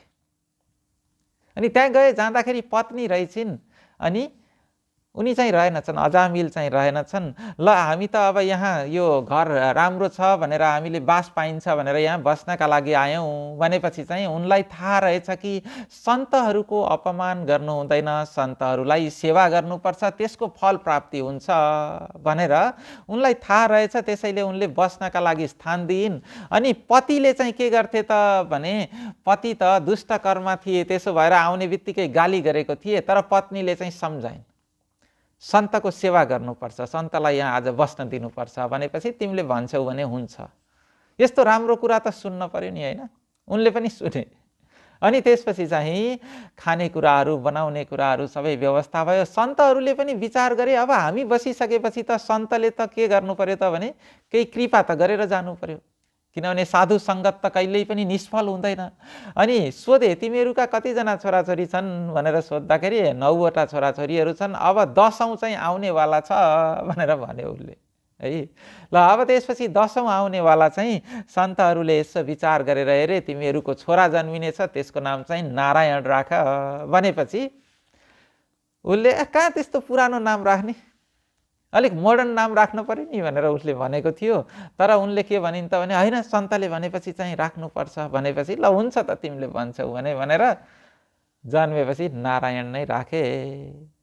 अहिले पनि आधुनिक नाम राख्ने भनेर चाहिँ के गरिन्छ त भने अनेक अनेक अर्थ नै नभएका, अर्थ न बर्थका नाम राख्ने गर्नुहुन्छ कतिजनाले। तर मैले एडभाइस के गर्छु त भने यस्तै कुनै अर्थ भएको सुन्दर भगवानको नाम यस्तोहरू राख्यो भनेदेखि त्यसले कल्याण गर्छ, जसरी यो अजामिलको कल्याण हुन्छ अब अगाडि गएर। अनि के हुन्छ त भने उनी त वृद्ध भइसकेको थिए। वृद्ध भइसकेको चाहिँ त्यो सानो कान्छो छोरा नारायणको चाहिँ अत्यन्त उनलाई के थियो, प्रेम थियो, माया थियो। अनि जहिले बाहिर खेल्न जान्थ्यो उसले ए नारायण नारायण भनेर बोलाउने गर्थ्यो है। अनि त्यसपछि एक दिन के हुन्छ त भने उनी एकदमै ठुलो भयङ्कर बिरामी भए, ठुलो ज्वरो आयो र उनले के गरे त भने एकदमै मृत्युको सन्निकटताको भनेको एकदमै नजिकबाट मृत्युको उनले अनुभव गरे। किनभने कालका दूतहरू, यमराजका दूतहरू आए उनलाई लिन भनेर। अनि त्यही बेलामा उनले के भन्दै थिए त भने छोरालाई सम्झेर नारायण नारायण भन्दै थिए। अनि यसरी नारायण नारायण भन्दाखेरि उनलाई के भयो त भने पहिलाको समयमा उनले गरेको पुण्य कर्मको स्मृति भयो र त्यो गएर के भयो त भने पहिलाको पुण्य कर्मसँग गएर कनेक्टेड भयो। त्यो भइसकेपछि उनको चित्त नारायण नामले नै निर्मल भयो। नारायण नामको त्यस्तो धेरै महिमा रहेछ। अनि उता भगवान नारायणका दूतहरू आएर, वैकुण्ठ लोकबाट विष्णुका दूतहरू आएर ती काल यमराजका दूतहरूलाई लखेटी दिए। यो त वैकुण्ठ जान योग्य छ, किनभने यसको त चित्त शुद्धि भइहाल्यो। नारायण भनेर यसको चित्त शुद्धि भइहाल्यो, किनभने पहिलाको उसको पुण्यको प्रताप चाहिँ बाँकी थियो, त्यहाँ गएर कनेक्टेड भयो। खासमा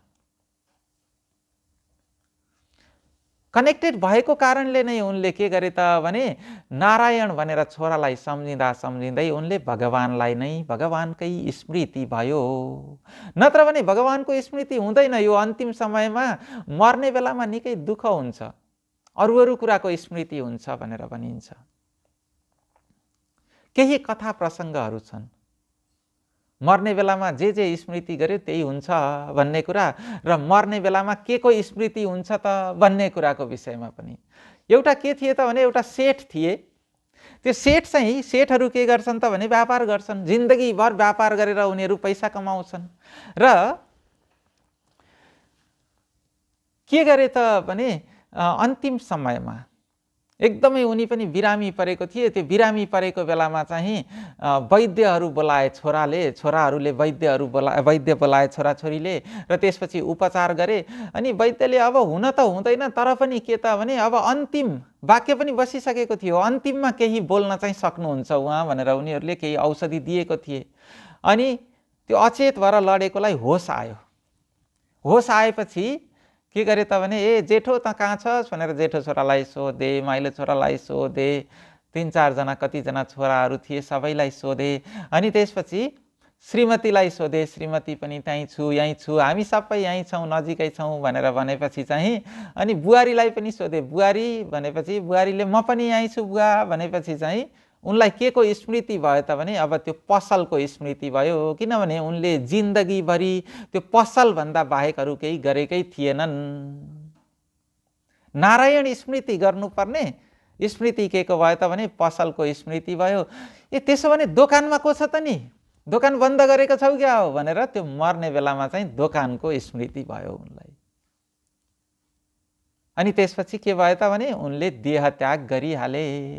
यसरी हामीले हाम्रो जीवनमा पनि अन्तिममा मात्रै गएर त्यो अजामिलले जस्तै अन्तिममा गएर नारायण स्मृति गर्छु भगवानलाई सम्झिन्छु भनेर बस्ने होइन कि हामीले यो जीवनमा नित्य भगवान स्मरण गर्नुपर्ने हुन्छ। गोविन्द गोपाल सदा बजियो जैसे नागरीको चित गागरी में। जसरी त्यो शिरमा गाग्री बोकेर राखेर हिँड्ने महिलाहरूले चाहिँ ग्रामीण महिलाहरू उनीहरू पढेका हुँदैनन् धेरै तर पनि उनीहरूले पनि के गर्छन् त भने त्यो टेक्नोलोजी जानेर पनि होइन त्यसमा तर त्यो ध्यान जहिले पनि केमा हुन्छ गाग्रीमा हुन्छ। उनीहरू कुराकानी गर्दै गीत गाउँदै बाहिर हिँडिराखेको हुन्छन्।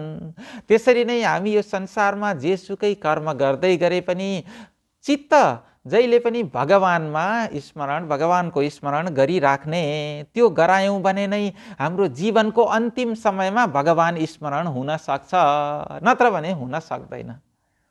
किनभने जे काम गरेको छ त्यही स्मरण हुने रहेछ। यो कथा प्रसङ्गबाट हामीले बुझ्यौं है। र अब यसपछि यमराज र यमदूतहरूको बीचमा संवाद हुन्छ, त्यो पनि उनले सुन्छन्।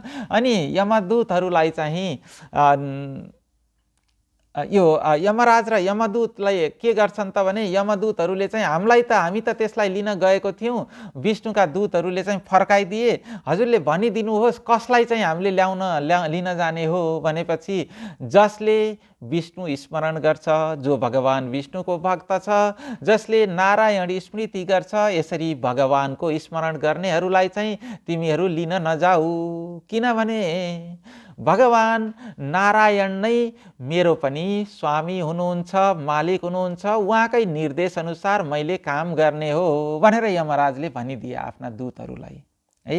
र त्यसपछि उनी के भयो त भने उपचारहरू गरेर त्यो रोगबाट उनी फेरि सन्चो भयो उनलाई, त्यो अजामिललाई।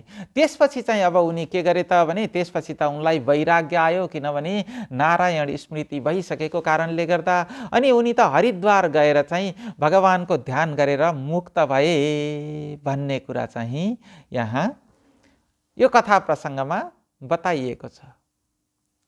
यसरी यसको प्रतीक त मैले यहाँ धेरै कथाहरू जोडेर भनिसकेँ। यसको प्रतीक के हो त भने हामीले भगवान नाम स्मरण गर्नका लागि अन्तिम समयमा भनेर नकुर्ने, अहिले नै हामीले के गराउने त भने यसलाई नित्य बनाउने। किनभने हाम्रो अन्तिम समय कुन हो भन्ने पनि हामीलाई जानकारी छैन, हामीलाई थाहा नदिएको कुरा नै त्यही रहेछ एउटा है। र अब यसपछि अगाडि सुखदेवजीले मैथुनी सृष्टि प्रारम्भ भएको विषयमा बताउनुहुन्छ। किनभने प्रारम्भको सृष्टिहरू चाहिँ कस्तो सृष्टि थियो त भने मानस सृष्टि थियो। ब्रह्माजीले मानस सृष्टि गरेका थिए भने पछि मैथुनी सृष्टिको विस्तार, हामीले मैथुनी सृष्टिको चर्चाहरू गरिराखेको छौँ, तर त्यसको विस्तार बताउँदै जाँदाखेरि प्रचेताहरूका पुत्र प्रजापति दक्षलाई भगवानले के भन्नुहुन्छ त भने तप मेरो शरीर हो र विद्या पनि मेरो शरीर हो र कर्म चाहिँ मेरो आकृति हो भनेर ज्ञान दिनुभएको छ। अनि त्यसपछि देवता मेरा प्राण हुन् र सृष्टिको आरम्भमा जुन चिन मात्र चेतन मात्र अव्यक्त र सर्वतोभावले एक म मात्रै थिएँ, यो सृष्टिको प्रारम्भमा म मात्रै थिएँ भनेर भगवानले भन्नुहुन्छ है। अहमेवासमेवाग्रे नान्यद्यत् सदसत् परम। यो चाहिँ चतुश्लोकी भागवतको पहिलो श्लोकमा यो भन्नुभएको छ भगवानले। यो भगवानले ब्रह्माजीलाई सुनाउनु भएको छ है। के हो त भने अहमेवासमेवाग्रे, यो सबै कुराहरू सृष्टि प्रारम्भ हुनुभन्दा अगाडि अहम एव आसम म नै थिएँ, जसलाई विज्ञानले पनि भेट्न सकेको छैन अहिलेसम्म। किनभने विज्ञानले चाहिँ बिग ब्याङबाट यो सृष्टि सुरु भएको भनेर भन्छ। अनि बिग ब्याङ भन्दा पहिला के थियो त भने विज्ञानले भन्छ केही पनि थिएन भन्छ। किनभने विज्ञानले भेट्नै सकेको छैन त कसरी भनोस् हैन।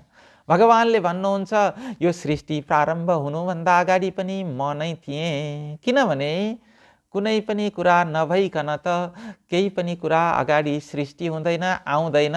भगवानबाट नै यो प्रारम्भ भएको छ, भगवत तत्त्वबाट नै। त्यसलाई शक्तिको रूपमा भनौँ हामी अथवा जुन रूपमा हामीले मान्छौँ त्यही रूपमा मान्न सक्यौँ, तर अव्यक्त र चेतन मात्र भगवान नै हुनुहुन्थ्यो र त्यो देखिने रूपमा हुनुहुन्थेन भगवान। र अनि त्यसपछि जब देखिने रूपमा यो सृष्टि भयो, त्यो सृष्टिको पनि भित्र र बाहिर सबैतिर भगवान नै हुनुहुन्छ फेरि। किनभने यो भगवानबाटै आएको भएपछि त भगवत स्वरूप नै छ नि फेरि है। र यो जब यो गुणमय ब्रह्माण्ड शरीर उत्पन्न भयो, तब यो आदि पुरुष ब्रह्माजी पनि जन्मे, भगवानबाटै जन्मे। अनि उनै ब्रह्माले मेरो तपस्या गरेर यी प्रजापतिहरूको सृष्टि गरेका छन् है। र त्यसपछि उनलाई दक्षलाई भगवानले भन्नुहुन्छ कि तिमीले अब यी पञ्चजन नामक प्रजापतिकी कन्या असिक्नीलाई पत्नीको रूपमा स्वीकार गर र दाम्पत्य भावले प्रजा उत्पन्न गर भनिसकेपछि मैथुनी सृष्टिको प्रारम्भ भएको छ। अब दक्षका हरेश्व नामका 10,000 पुत्र भए र सबलाश्व नामका छोराहरू अरू पनि भए फेरि है। तिनीहरूलाई के भयो त भने नारदजीले उपदेश दिएर चाहिँ सबै विरक्त भए। हामी त अब परिवार बनाएर बस्दैनौँ, हामी त भगवानको नै ध्यान गर्छौँ भनेर ज्ञान मार्गतर्फ लागे उनीहरू। अनि त्यसपछि दक्षलाई चाहिँ रिस उठ्यो, सृष्टि विस्तार गरौँ भनेर चाहिँ त्यति धेरै बच्चाहरू जन्माएका थिए उनीहरूले, तर उनीहरू सन्यासी भए। त्यो भइसकेपछि चाहिँ तिमी चाहिँ यो संसारमा कहीँ पनि एक ठाउँमा 15 मिनटभन्दा बढी बस्न नपाऊ भनेर भनिदिए। 15 मिनट भनेको एक घडी भन्दा बढी बस्न नसक्ने नारदजी। त्यो भएपछि उनले त्यसलाई के ठाने त भने यो त मेरो लागि त तपाईले उपकारै गर्नुभयो, यो त भगवानको कृपाले नै भन्नु यस्तो भएको हो कि मेरो पनि कल्याणै भयो। किनभने म त भगवानको नाम कीर्तन गाउँदै सबै ठाउँमा हिँड्न सक्ने भएँ भनेर अनि उनले भन्छन् है। र अब त्यसपछि अब यो 6औं अध्यायसम्मको कथा प्रसङ्ग हामीले चर्चा गर्यौं। अब यो अध्याय 7बाट के छ त भने देवताहरूले बृहस्पतिको अपमान गर्छन् र अपमान गरिसकेपछि बृहस्पतिले पनि अब मलाई देवताहरूले मलाई अपमान गरिसकेपछि मेरो आवश्यकता यिनीहरूलाई रहेनछ भनेर बृहस्पति देवताहरूका गुरु थिए, उनी छोडेर गए। अनि उनी छोडेर गइसकेपछि के भयो त उनीहरूको शक्ति क्षीण हुँदै गयो। अब यज्ञ गर्न पाएनन् उनीहरूले, यज्ञ गर्न नपाएपछि शक्ति क्षीण हुँदै गयो। त्यो शक्ति क्षीण हुँदै गएपछि शुक्राचार्यको अनुमतिमा चाहिँ के गरे त भने असुरहरूले देवताहरूलाई देवलोकमा हमला गरे र देवताहरू पराजित भए, पराजित हारे। अब त्यो सबै स्वर्गलोक चाहिँ छिनेर लगे असुरहरूले। अनि त्यसपछि ब्रह्माको शरणमा गए उनी, देवताहरू। अनि ब्रह्माको सल्लाह अनुसार चाहिँ त्वष्टाका छोरा विश्वरूप कहाँ गए र विश्वरूपले चाहिँ के गरे त भने देवताहरूको गुरु बन्न स्वीकार गरे। ल हुन्छ त म तिमीहरूको गुरु बन्छु र तिमीहरूलाई यज्ञ गराउँछु भनेर नारायण कवच चाहिँ विश्वरूपले इन्द्रलाई दिए।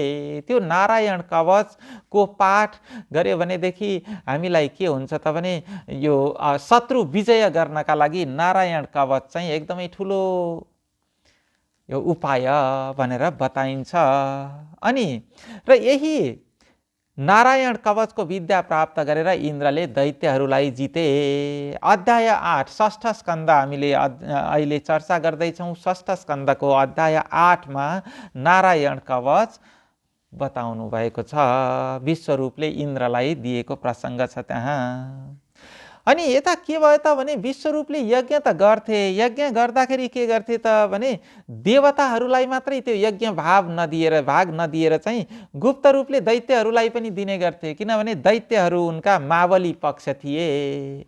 त्यसै कारणले गर्दा अब इन्द्रलाई थाहा भयो यो कुरा, यसले त दैत्यलाई पनि भाग दिँदो रहेछ भनिसकेपछि उनको शिर काटिदिए। विश्वरूपको शिर काटिदिए, टाउको काटिदिए।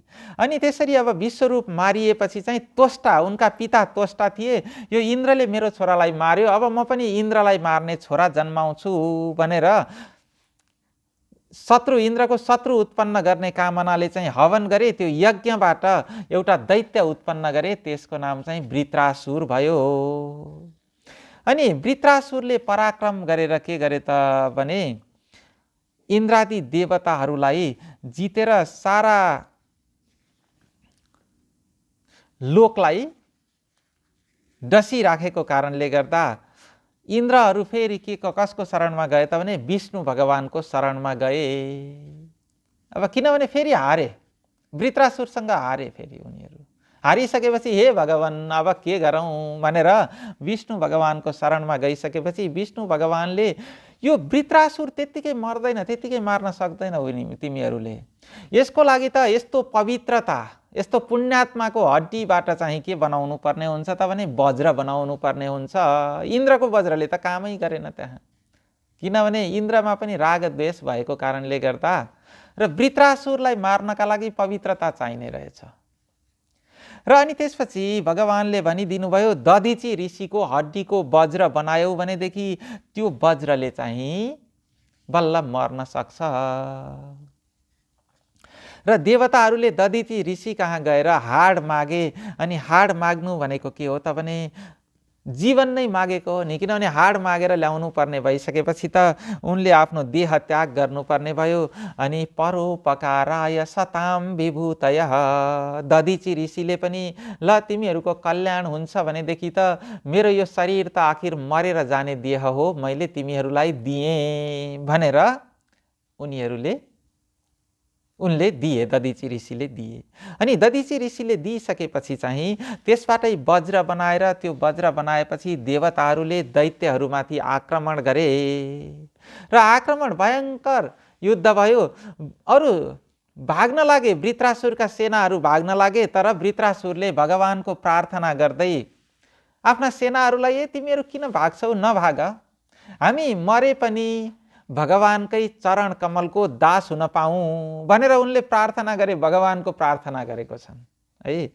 उनले भन्छन् कि न नाकपृष्ठम न च पारमेष्ठ्यम न सार्वभौमम न रसाधिपत्यम न योग सिद्धि र पुनर्भवम वा समञ्जसत्वा विरहय काङ्क्षे।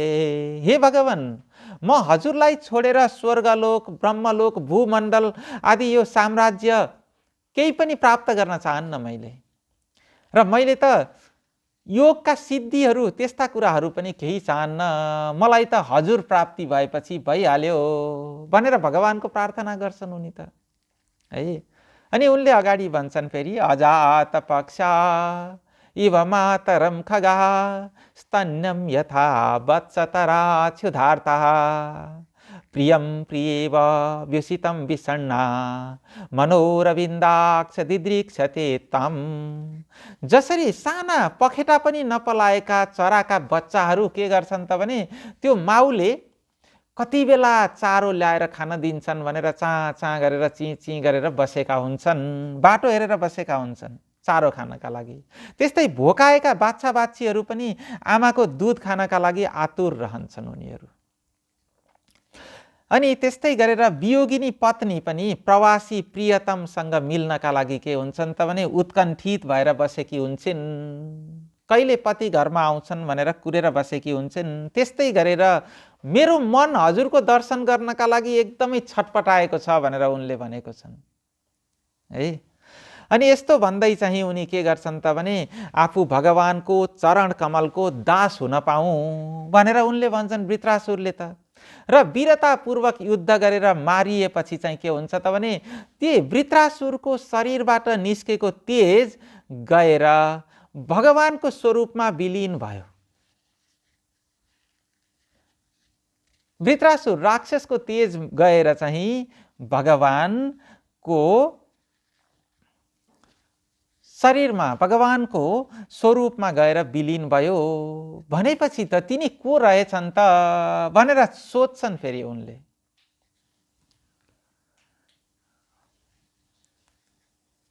किनभने त्यत्तिकै त त्यसरी भगवानसँग मिल्नका लागि त्यस्तो आतुरता त आउँदैन, को थिए त उनी भनेर राजा परीक्षितले जान्न चाहेपछि चाहिँ सुखदेवजीले भन्नुहुन्छ वृत्रासुरको पूर्व जन्मको विषयमा भन्नुहुन्छ। उनी पहिलो जन्ममा सुरसेन नाम गरेको देशका राजा चित्रकेतु थिए। उनी उदार थिए, महामना थिए र प्रजावत्सल पनि थिए अनि सन्त प्रेमी थिए। अनि एकपटक अंगिरा ऋषि उनको दरबारमा आएको थिए। अंगिरा ऋषिको स्वागत गरेको कारणले गर्दा राजाद्वारा सत्कार गरिएका ऋषिले चाहिँ राजालाई के चाहन्छौ तिमी भनेर सोद्धाखेरि मेरो त छोराछोरी छैनन्, छोराछोरी दिनु पर्यो, मलाई सन्तति चाहियो भनेपछि ल हुन्छ त तिमीलाई सन्तति हुन्छन् भनेर आशीर्वाद प्रदान गरे। अनि आशीर्वाद प्रदान गरे त्यति बेला जेठी रानी सँगै रहेछन्, त्यसकारणले गर्दा जेठी रानीलाई आशीर्वाद प्रदान गरेको कारणले गर्दा राजा रानी सँगै भएको कारणले गर्दा जेठी रानीको चाहिँ छोरा जन्मियो, राजकुमार जन्मे। अनि तर अरू धेरै रानीहरू थिए, उनीहरूलाई ईर्ष्या भयो, डाहा भयो र त्यसपछि के गरे त भने अरू रानीहरूले विष खुवाइदिए त्यो बच्चालाई। हेर्नुहोस् है कस्तो राग द्वेषले के हुँदो रहेछ। विष खुवाइदिइसकेपछि चाहिँ अब बच्चा मर्यो, राजकुमार मर्यो भनेर सबैले शोक गर्न लागे। ती रानीहरू पनि जसले विष खुवाएका थिए उनीहरू पनि शोक गर्न थाले। उनीहरू पनि छाती पिटी पिटी रुँदैछन्। अनि त्यसपछि सबैले शोक गर्दाखेरि चाहिँ नारद र अंगिरा आए त्यहाँ र बताए कि यो म्रियमाण शरीरमा शोक गर्नु हुँदैन, किनभने जन्मिने मर्ने त यो शरीरको धर्म नै हो। आत्मा त न जन्मन्छ न मर्छ, न जायते म्रियते वा कदाचिन् नायम भूत्वा भविता वा न भूयः। यो शरीर त जन्मिने मर्ने नै हो, यो त सधैँ त रहने नै होइन, त्यसकारणले गर्दा किन शोक गर्छौ भनेर बताउँछन्। तर उनीहरूले निकै अनुनय विनय गरेको कारणले गर्दा त्यो नारदले चाहिँ त्यो मृत बालकको जीवलाई फेरि देहमा ल्याइदिएको छन्, प्रवेश गराइदिएको छन्। र अब तिमी राजा बन भन्दाखेरि त्यो जीवले के भन्छ त भने मेरा विभिन्न अनेक जन्महरू भए पहिला र विभिन्न अनेक माता पिताहरू भए। अनि यो जीव जबसम्म शरीरमा रहन्छ तबसम्म माया मोह रहन्छ, त्यसै कारणले गर्दा यो म माया मोहमा रहन चाहन्न र शरीर छाडेपछि चाहिँ पनि के हुन्छ त भने शरीर छोडे पनि शरीर पो छुट्ने हो त, तर अविनाशी जीव त के छ त भने नित्य छ, सूक्ष्म छ र जन्मादि रहित छ। म त्यसमा त नित्य रहिरहन्छु, त्यस कारणले गर्दा म यो शरीरमा रहन्न अब भनेर त्यो त्यहाँबाट गयो। फेरि एकछिन आयो, बोल्यो, गयो र उसले के पनि भन्यो त भने यो संसार त यस्तै छ कि राग द्वेषयुक्त छ। यी सानीआमाहरूले चाहिँ मलाई विष खुवाए यो शरीरमा रहेको मलाई, अनि त्यसपछि मारे, तर अहिले चाहिँ शोक गर्दैछन्, यस्तो नाटक गर्दैछन् भनेर उसले भनिदियो। तर मलाई यिनीहरूसँग पनि कुनै द्वेष छैन भनेर त्यो जीव त्यहाँबाट गइसकेपछि चाहिँ ती राजा रानीहरूले पनि त्यो शरीरको संस्कार गरे। अनि 20 दिने रानीहरूले चाहिँ प्रायश्चित्त गरे त्यसपछि र प्रायश्चित्त गरे। अनि राजा चित्रकेतुलाई नारदले वासुदेव गायत्री दिएर ब्रह्मलोकतर्फ फर्के। वासुदेव गायत्री के हो त भने ओम नमो भगवते तुभ्यम वासुदेवाय धीमहि प्रद्युम्नाय निरुद्धाय नमः शङ्कर्षणाय च। यसबाटै ओम नमो भगवते वासुदेवाय यो द्वादशाक्षरी मन्त्र पनि यसबाट निकालिएको छ।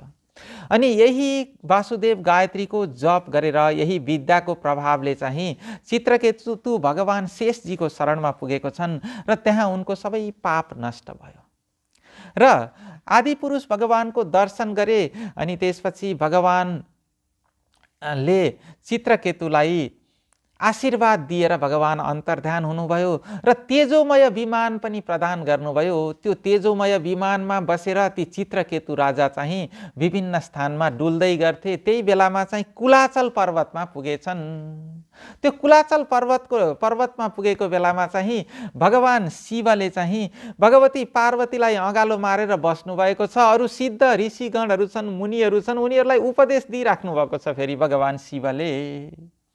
अनि उनी त्यहाँ पुगेर त आफ्नी पत्नीलाई पनि अँगालो मारेर बसेको छन्, तर फेरि ज्ञान पनि दिइराखेको छन् भनेर उनी चाहिँ हाँसे, भगवान शिवप्रति कटाक्ष गरेर हाँसे। अनि हाँसो थाम्न नसकेर हाँसिसकेपछि चाहिँ यता भगवती पार्वतीलाई चाहिँ के लाग्यो त भने ए त चाहिँ आफूलाई एकदमै श्रेष्ठ ठान्दो रहेछस् है। भगवानलाई चाहिँ भगवान शिवको जुन शिव तत्त्वलाई तैँले बुझ्न सकेनस्। स्त्री पुरुष दुवै रूप एउटै हो भन्ने कुरालाई बुझ्न सक्ने रहेनछौ तिमी, चाहिँ तत्त्वज्ञान रहेनछ भनेर भगवानको अर्धनारीश्वर रूपलाई बुझ्न सकेनौ तिमीले भनेर तिमी त राक्षस हुन योग्य छौ भनेर ल राक्षस भएर जन्मिन परोस् भनेर बताइदिए अगेर श्राप दिनुभयो भगवतीले। अनि त्यसरी श्राप दिइसकेपछि चाहिँ उनले के गरे त भने उनी पनि खासमा सिद्ध थिए, श्राप दिन सक्थे भगवतीलाई, तर उनले के गरे त भने हे भगवती यो त हजुरको कृपा नै हो, मलाई म असुर भएर जन्मन पनि प्रसन्न छु भनेर उनले भगवतीलाई पनि त्यसपछि भगवानलाई र भगवतीलाई दर्शन गरेर त्यो श्राप अंगीकार गरे। यो चाहिँ मेरो पूर्व जन्मको फल नै हो पक्कै पनि भनेर उनले त्यसलाई अंगीकार गरे र त्यसपछि चित्रकेतु चाहिँ त्वष्टाको यज्ञबाट वृत्रासुर भएर जन्मेको थिए। र जसले भनिन्छ कि जसले यो आख्यान सुन्छ त्यो मानिस सबै प्रकारका बन्धनहरूबाट मुक्त हुन्छ भनेर यो षष्ठ स्कन्धको समाप्तिसम्मका कथा प्रसङ्ग यहाँ चर्चा गरियो। नारायण हरि हरि। बोलाउँ श्री पुरुषोत्तम भगवानको, बोलाउँ श्रीमद् भागवत महापुराणको। हजुर अब यसपछि सप्तम स्कन्ध प्रारम्भ हुन्छ। अब सप्तम स्कन्धको प्रारम्भमा सुकदेवजीलाई परीक्षितले सोध्नुहुन्छ फेरि भगवान त निर्गुण हुनुहुन्छ, सबैप्रति सम हुनुहुन्छ, तर पनि देवताहरूको हितको लागि भगवानले दैत्यहरूलाई मार्नुहुन्छ, त्यस्तो भेद दृष्टि किन हुन्छ त भगवानमा भनेर सोध्छन्। परीक्षित राजाले सुकदेवजीलाई सोध्छन्। अनि सुकदेवजीले भन्नुहुन्छ कि यस्तै प्रश्न युधिष्ठिरले नारदसँग गरेका थिए। युधिष्ठिरले नारदसँग त्यो प्रश्न गर्दाखेरि नारदले दिएको जवाफको मैले चर्चा गर्छु र तपाईको प्रश्नको उत्तर दिन्छु राजन भनेर सुकदेवजीले भन्नुहुन्छ। जब भगवानले शिशुपालको वध गर्नुहुन्छ नि, शिशुपालको वध गरिसकेपछि शिशुपालको शरीरबाट निस्केको तेज गएर भगवानमा मिल्छ र त्यो मिलिसकेपछि किन यसरी सायुज्य मुक्ति भयो? शिशुपालको सायुज्य मुक्ति किन भयो? किनभने शिशुपालले त भगवानसँग द्वेष गरेको थिए भनेर युधिष्ठिरलाई जान्न इच्छा हुन्छ र त्यसपछि नारदजीलाई सोध्छन्। त्यसपछि नारदजी भन्नुहुन्छ शिशुपाल र दन्तवक्त्र त को थिए त भने भगवानका द्वारपाल थिए। पहिला जय र विजय वैकुण्ठका द्वारपाल थिए।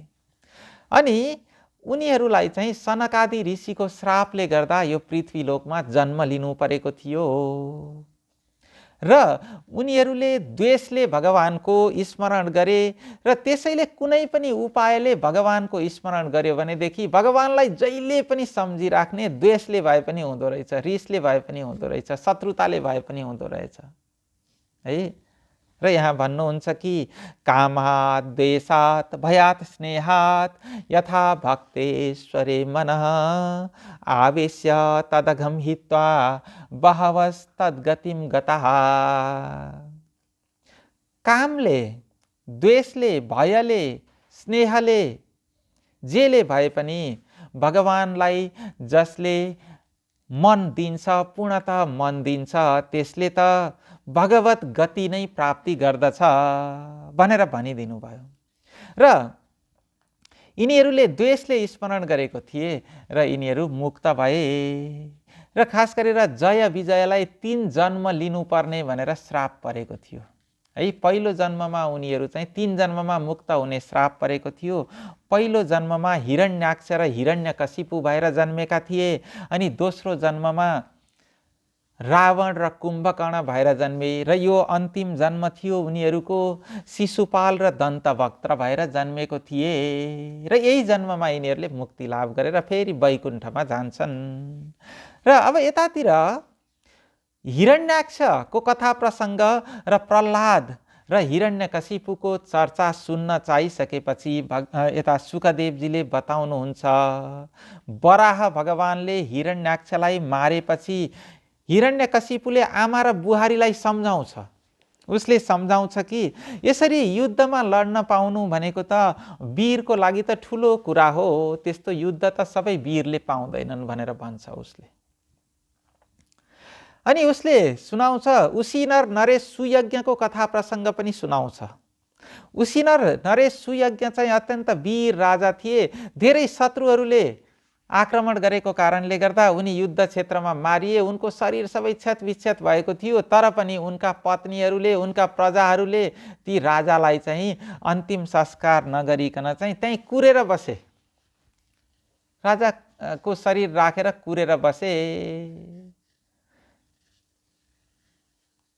गर्नुपर्ने अन्तिम संस्कारै गर्न जाँदैनन्। अब त्यो के भइसकेपछि त भने मृत भइसकेपछि त त्यो देह त के हुन्छ त भने सड्न थाल्ने हुन्छ।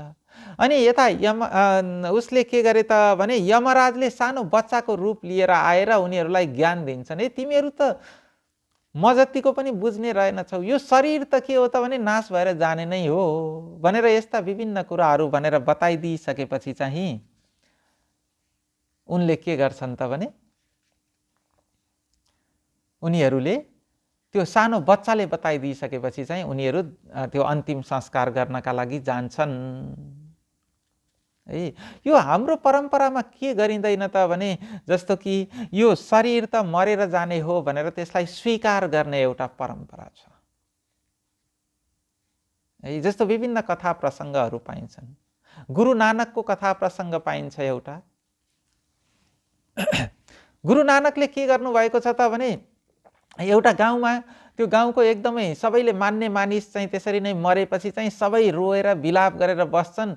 अनि भन्छन् उनीहरूले, बरु तपाईँको सट्टा त म मर्ने थिएँ भनेर भन्छन् है। अनि नानक घुम्दै त्यहाँ पुग्नु भएको थियो। गुरु नानकले के भन्नुहुन्छ त भने त्यो सुनिसकेपछि साँच्चै यिनीहरूलाई त ज्ञान त दिनै पर्यो भनेर, ल यो मानिसको सट्टामा कोही मर्न चाहन्छ भनेदेखि उसको प्राण यता राखेर म बचाइदिन्छु भनेर भनेपछि चाहिँ सबैले हतार हतार गरेर फेरि अन्तिम संस्कार गर्नका लागि चाहिँ लिएर गएछन् क्या फेरि। किनभने उनीहरूले त त्यो शोक गरेको त भित्रै हृदयबाट शोक गरेको थिएनन्, बाहिर देखावटी थियो।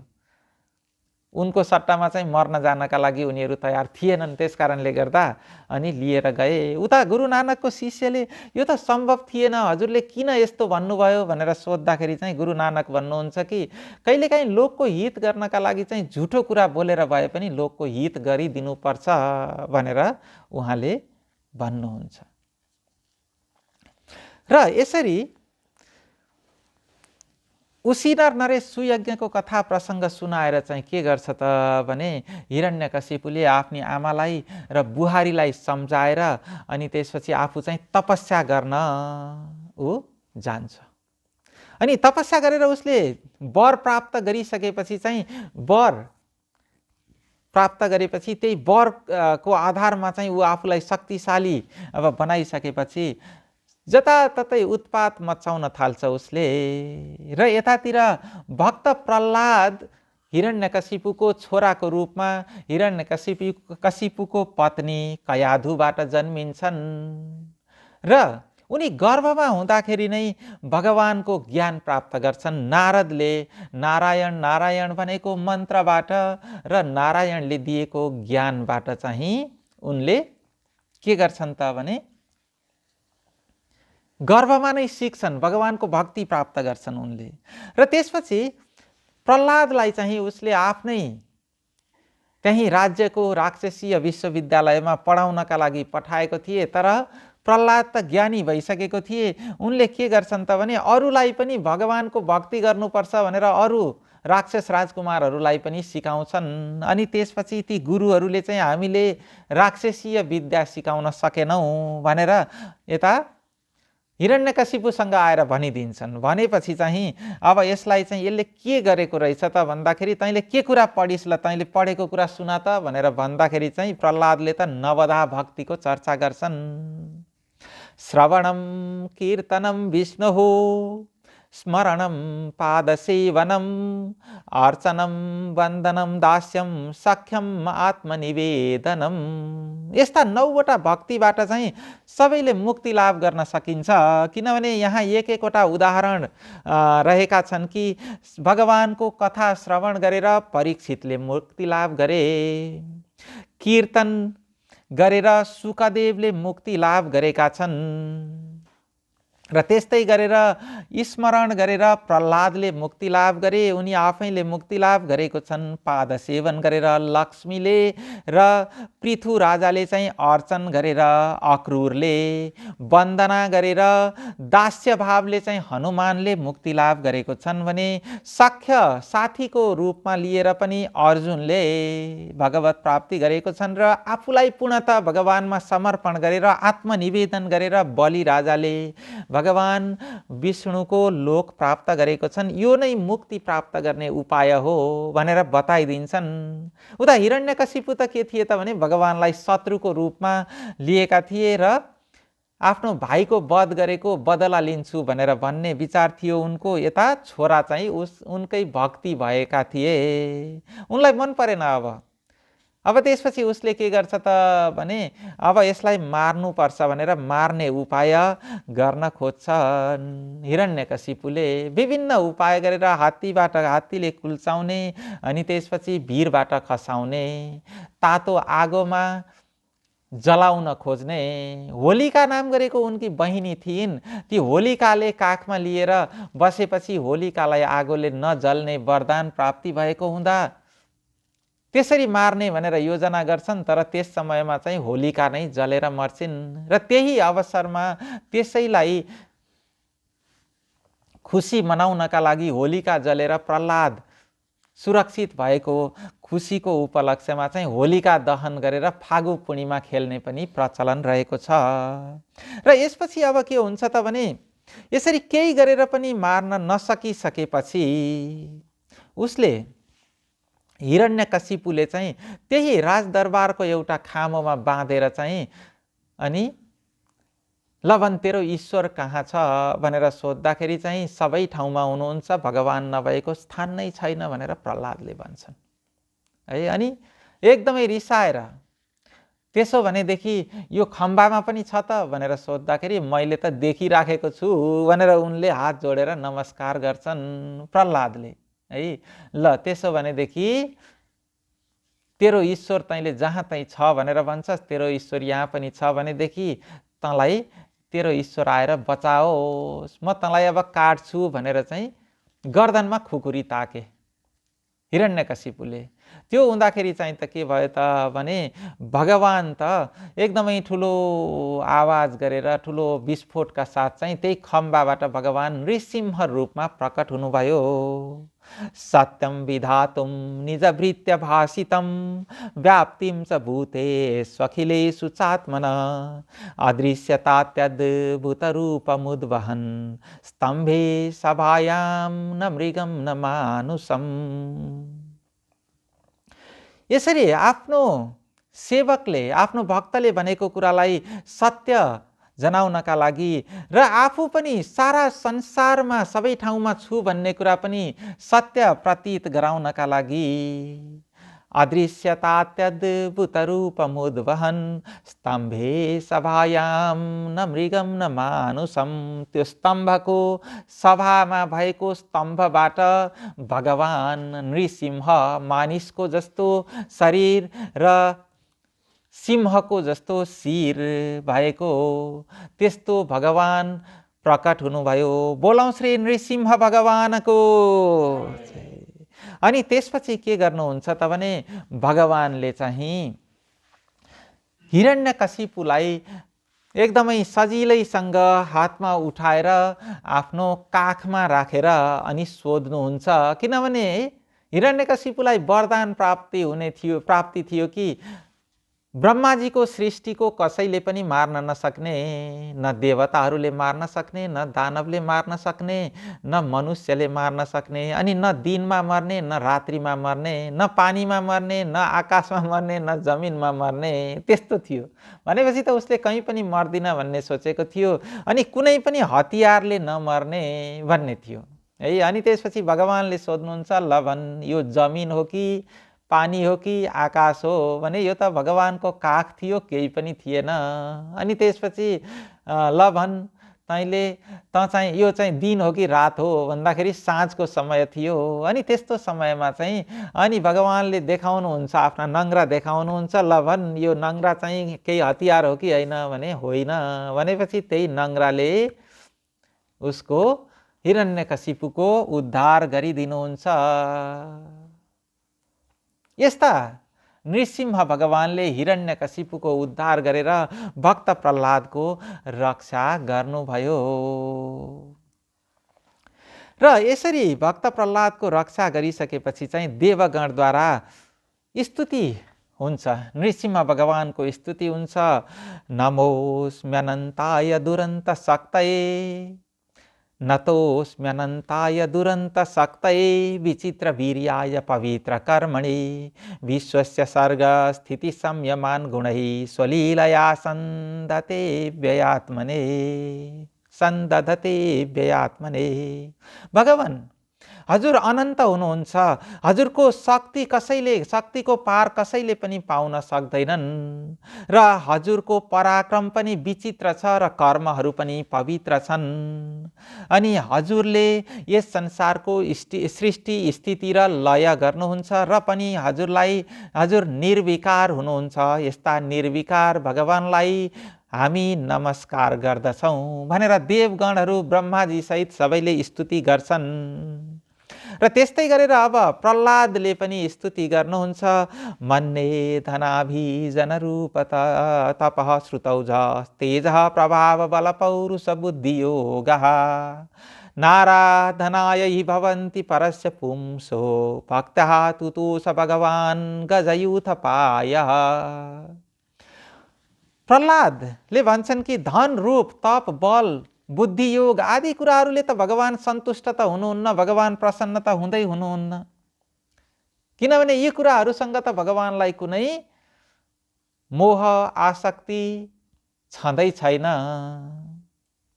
भने भगवान त भक्तिबाट नै प्रसन्न हुनुहुन्छ। किनभने भक्तिबाट त भगवान गजराजसँग पनि हात्तीसँग पनि प्रसन्न हुनुभएको थियो, र यस्ता भगवान मसँग पनि प्रसन्न हुनुहोस् भनेर प्रह्लादले भगवानको स्तुति गरेपछि भगवान प्रसन्न हुनुहुन्छ। र त्यसपछि नृसिंह भगवान अन्तर्धान हुनुहुन्छ र प्रह्लादको राज्याभिषेक हुन्छ। अनि प्रह्लादले राज्य चलाउँछन्। अब र यसपछिको अध्यायमा अध्याय 11 देखि अगाडिको अध्यायमा सप्तम स्कन्धको अध्याय 11 देखि अगाडि आश्रम र वर्ण धर्मको व्याख्या हुन्छ। र त्यस्तै गरेर यो विभिन्न वर्णमा जन्मिनेहरूको लक्षण पनि यो पनि बताइन्छ। जस्तो कि ब्राह्मण क्षत्रिय वैश्य शूद्र भनेर भनिन्छ। यो एकदमै यो पनि के छ त भने भगवानले मैले नै सृष्टि गरेको हुँ भनेर भन्नुहुन्छ। र के हो त भने यो ब्राह्मण, क्षत्रिय र वैश्य, शूद्र भनेको चाहिँ खास गरेर हामीहरूको मन, हामीहरूको ध्यान कतातिर आकृष्ट हुन्छ, हामीहरूले शक्ति के को लागि खर्च गर्छौँ, हामी के को चाहना गर्छौँ। जसले आफ्नो शक्ति ज्ञानको लागि खर्च गर्छ त्यो नै ब्राह्मण हो। जसले चाहिँ अरूको रक्षा गर्नका लागि खर्च गर्छ, जसले आफ्नो रक्षा आफै गर्न सक्दैनन् त्यस्ताहरूको, निर्बलियाहरूको रक्षा गर्नको लागि खर्च गर्छ त्यो चाहिँ के हो त भने क्षत्रिय हो। र त्यसपछि जसले आफ्नो शक्तिलाई यो धन सम्पत्ति आदि कमाउनका लागि खर्च गर्छ त्यो चाहिँ के हो त भने वैश्य हो भने उसको लागि धन सम्पत्ति नै अलिकति महत्त्वपूर्ण हुन्छ। र त्यसपछि जसले एकदमै तमोगुणी छ, उसले त एकदमै राग द्वेषमा मात्रै लाग्दछ भनेदेखि त्यस्तोलाई चाहिँ के भनिएको छ त भने शूद्र भनेर भनिएको हो। यस्तो हो यसको महत्त्व। जुन अहिले हामीले जाति व्यवस्था भन्छौँ त्यो चाहिँ जाति व्यवस्था खासमा के हो त भने एउटा विकृतिको रूपमा रहेको छ। त्यसको यससँग सम्बन्ध चाहिँ छैन। हामीले नबुझेर चाहिँ यहाँ लगेर जोड्ने पनि गरेका हुन्छौँ। र त्यसपछि त्यस्तै अब अगाडि चाहिँ योगीहरूको धर्म के हो भन्ने कुरा पनि अगाडि बताइन्छ। र प्रह्लादको अवधूतसँग भेट हुन्छ र प्रह्लाद र अवधूतको संवाद पनि यहाँ अगाडि बताइएको छ। प्रह्लादले अवधूत वृत्ति भएका मुनिलाई देख्छन्। अनि मुनिलाई देखेपछि ती मुनि अत्यन्त हृष्टपुष्ट छन्, एकदम शान्त भावमा छन्, उनलाई कुनै कुराको चिन्ता छैन। र त्यो भएपछि उनले के गर्छन् त भने हैन, हजुर त यस्तो भोगी जस्तो हुनुहुन्छ, केही छैन, हातमा कमण्डलु बाहेक अर्को केही छैन, मागेर खाने कुराहरू पनि उहाँले त अझै छोडिदिनु भएको छ, केही पनि छैन, खाली हात छ, खाली हातमा जे पाइन्छ त्यही मागेर खानुहुन्छ। तर पनि यस्तो भोगीको जस्तो शरीर किन छ त भन्दा मुनिले भन्नुहुन्छ मैले धनीहरूको क्लेश देखेको छु। धनीहरूलाई सर्वत्र सन्देह हुन्छ र भयले गर्दा निद्रा पनि लाग्ने हुँदैन, किनभने एकदमै दुःख गरेको धन सम्पत्ति चाहिँ कसैले चोरेर लगिदिए भने के गर्ने होला। यस्तो भनेर चाहिँ धनीहरू सधैँ के हुन्छन् त भने सन्त्रस्त रहन्छन्, सन्देह हुन्छ उनीहरूलाई। अनि सर्वत्र सन्देह हुने हुनाले र भय हुने कारणले गर्दा उनीहरूलाई निद्रा लाग्दैन। र त्यो निद्रा नलाग्ने दुःख, उनीहरूको जीवनको दुःख मैले देखेको छु। त्यो धन सम्पत्ति चाहिँ कमाउँदाखेरि पनि दुःख हुन्छ, खर्च गर्दाखेरि पनि दुःख हुन्छ। र खर्च गरेन भनेदेखि त नाश भएर जान्छ, हराएर जान्छ, चोरी भएर जान्छ, त्यसमा त झन् दुःख हुन्छ। त्यसै कारणले गर्दा मैले धन सङ्ग्रह गर्दै गरिनँ भनेर मुनिले भन्नुहुन्छ। अनि मुनि भन्नुहुन्छ कि मैले त अजिङ्गर र मौरीलाई गुरु बनाएको छु र अजिङ्गर र मौरीलाई गुरु बनाएर म केही पनि सङ्ग्रह गरेर राख्दिनँ, म त्यसैले निश्चिन्त छु। यो सङ्ग्रह गर्ने मानिसलाई एउटा रोग जस्तै छ, हामीहरू सबैलाई छ यो। हामी तत्त्वज्ञान गर्न सकेनौँ भनेदेखि सङ्ग्रह गरेर हामी त्यसकै जालमा के हुन्छौँ त भने फँसेर रहिराखेका हुन्छौँ। लेखनाथ पौडेलले पनि लेख्नु भएको छ, नजाने मौरी वा मनुज कुन हो सञ्चय गुरु, गर्यो होला पहिले मुफत किन यो झन्झट सुरु, त्यही सत्यानाशी कठिन सरुवा रोग बस भई, सडेका छन् लाखौं विकल बिचरा मानिस सबै। त्यो चाहिँ यस्तो सत्यानाशी सरुवा रोग जस्तो भयो, किनभने एउटाले धन जम्मा गरेको देख्यो, अर्कोले पनि यस्तो गर्नुपर्ने रहेछ भन्छ, अर्कोले पनि गर्छ। त्यसै कारणले गर्दा यस्तोको पछि लाग्न हुने रहेनछ। मुनिले त्यही नै भन्छन्। र त्यस्तै उनले त अझै अजिङ्गर वृत्ति गरेर अजिङ्गर जसरी एकै ठाउँमा सन्तोष गरेर बस्छ, अजिङ्गरको लागि न त कुनै खाना पकाउने साधन हुन्छ न के हुन्छ, तर पनि उसले आफ्नो आहार प्राप्त गरिराखेको हुन्छ। म त्यसैले अजिङ्गरलाई पनि मैले गुरु माने। र यसरी ती दुईटाबाट चाहिँ मुनिले वैराग्य र सन्तोष प्राप्त गरेको रहेछन्। र जबसम्म वैराग्य र सन्तोष प्राप्त हुँदैन तबसम्म हामीलाई पनि शान्ति लाभ हुँदैन। हामीले पनि यो कुरा हाम्रो जीवनमा यसको प्रतीक भनेको के हो त भने हामीले पनि हाम्रो जीवन यस्तै गरेर बाँच्नु पर्दछ। यस्तै गरेर जीवन बाँचेपछि बल्ल हामी पनि के हुन्छौँ त भने आनन्दित हुन्छौँ। र मुनि भन्छन् कि खानेकुरा पनि जे मिल्छ त्यही खान्छु, पाइएन भने कहिलेकाहीँ भोकै पनि बस्छु, किनभने भोकै बस्दाखेरि भगवानको नाम सम्झेर बस्छु, व्रत हुन्छ। त्यस्तै म कसैको पनि स्तुति अथवा निन्दा गर्दिन भनेर उनले भन्छन्। र सबैको मङ्गल कामना गर्दछु, भवतु सब मङ्गलम, सबैको मङ्गल होस् भनेर मैले कामना गर्दछु भनेर उनले भन्दछन्। कसैको अहित गर्दिन मैले भनेर मुनिले भन्छन्। र यस्तो परमहंसको धर्म, परमहंसको दिनचर्या कस्तो हुने रहेछ भनेर उनले सुनेपछि प्रह्लाद पनि प्रसन्न भए र उनको पूजा गरेर उनी घर फर्के। यसरी 13 अध्यायसम्मको कथा प्रसङ्ग यहाँ चर्चा गरियो। नारायण हरि हरि। बोलौं श्री प्रह्लाद अवधूत संवाद महिमा वर्णनको। अब यसपछि चाहिँ के हुन्छ त भने गृहस्थको सदाचार निरूपण। हामी गृहस्थमा भएर पनि सदाचार युक्त जीवन भयो भनेदेखि यो गृहस्थ जीवन भनेको के हो त भने धन्य जीवन हो खासमा। किनभने यो जीवनमा नै हामीले अरूको पनि पालन गर्ने हुन्छौँ, गृहस्थले सन्यासीहरूको पनि पालन गर्ने हुन्छ। त्यसैले गृहस्थ जीवन चाहिँ धन्य छ। र यो गृहस्थ जीवनमा के गर्नुपर्छ त भने हाम्रो घर, हामीसँग भएको, हामीले आर्जन गरेको धन सम्पत्ति, हाम्रा परिवार, यश मान कीर्ति आदि यी सबै कुराहरूमा चाहिँ असङ्ग भावले रहेर जीवन यापन गर्यौं भनेदेखि र परिवारको पालन गर्यौं भनेदेखि, त्यस्तै अतिथि सेवालाई, सन्त सेवालाई र परोपकारको कार्यलाई चाहिँ भगवानको उपासनाकै रूपमा लियौं भनेदेखि गृहस्थको सदाचार भनेको यो नै रहेछ। साधो सङ्गमुपासते हि सततम धन्यो गृहस्थाश्रम।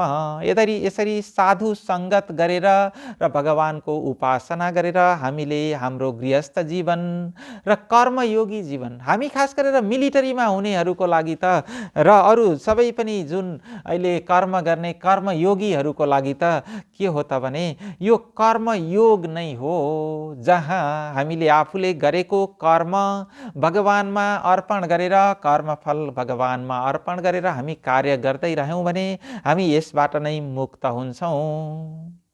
तर फेरि अर्को भाव आयो भनेदेखि म खाऊं मै लाऊं सुख सयल वा मोज मगरूं, म बाँचूं मै नाचूं अरू सब मरुन् दुर्बलहरू, भनी दारा धस्ने अबुझ सठ देखी छक परी, चिता खितका छोडी अभयसित हाँस्यो मरी मरी। हामीले यदि म मात्रै खाऊं, म मात्रै लाऊं, सबै कुराहरू मेरो मात्रै होस्, अरूलाई चाहिँ केही नहोस् भनेर हामीले त्यस्तो भाव राख्यौं भनेदेखि त त्यो चितामा जलाउन राखेको लास पनि, शव पनि एकदमै ठुलो स्वर गरेर अभयसित हाँस्यो मरी मरी, म हाँस्छ रे। त्यो पनि के भनेर हाँस्छ त भने एकछिन अगाडिसम्म मेरो पनि सास रहँदासम्म म पनि त्यस्तै गर्दै थिएँ, तर अब अहिले त मलाई त यहाँ जलाउन लागेको छन्, मैले त अब त केही गर्न सक्दिनँ, त्यो सारा कुराहरू छोडेर जाने हो मैले अब। किनभने केही पनि कुरा लिएर जान सकिने हुँदैन।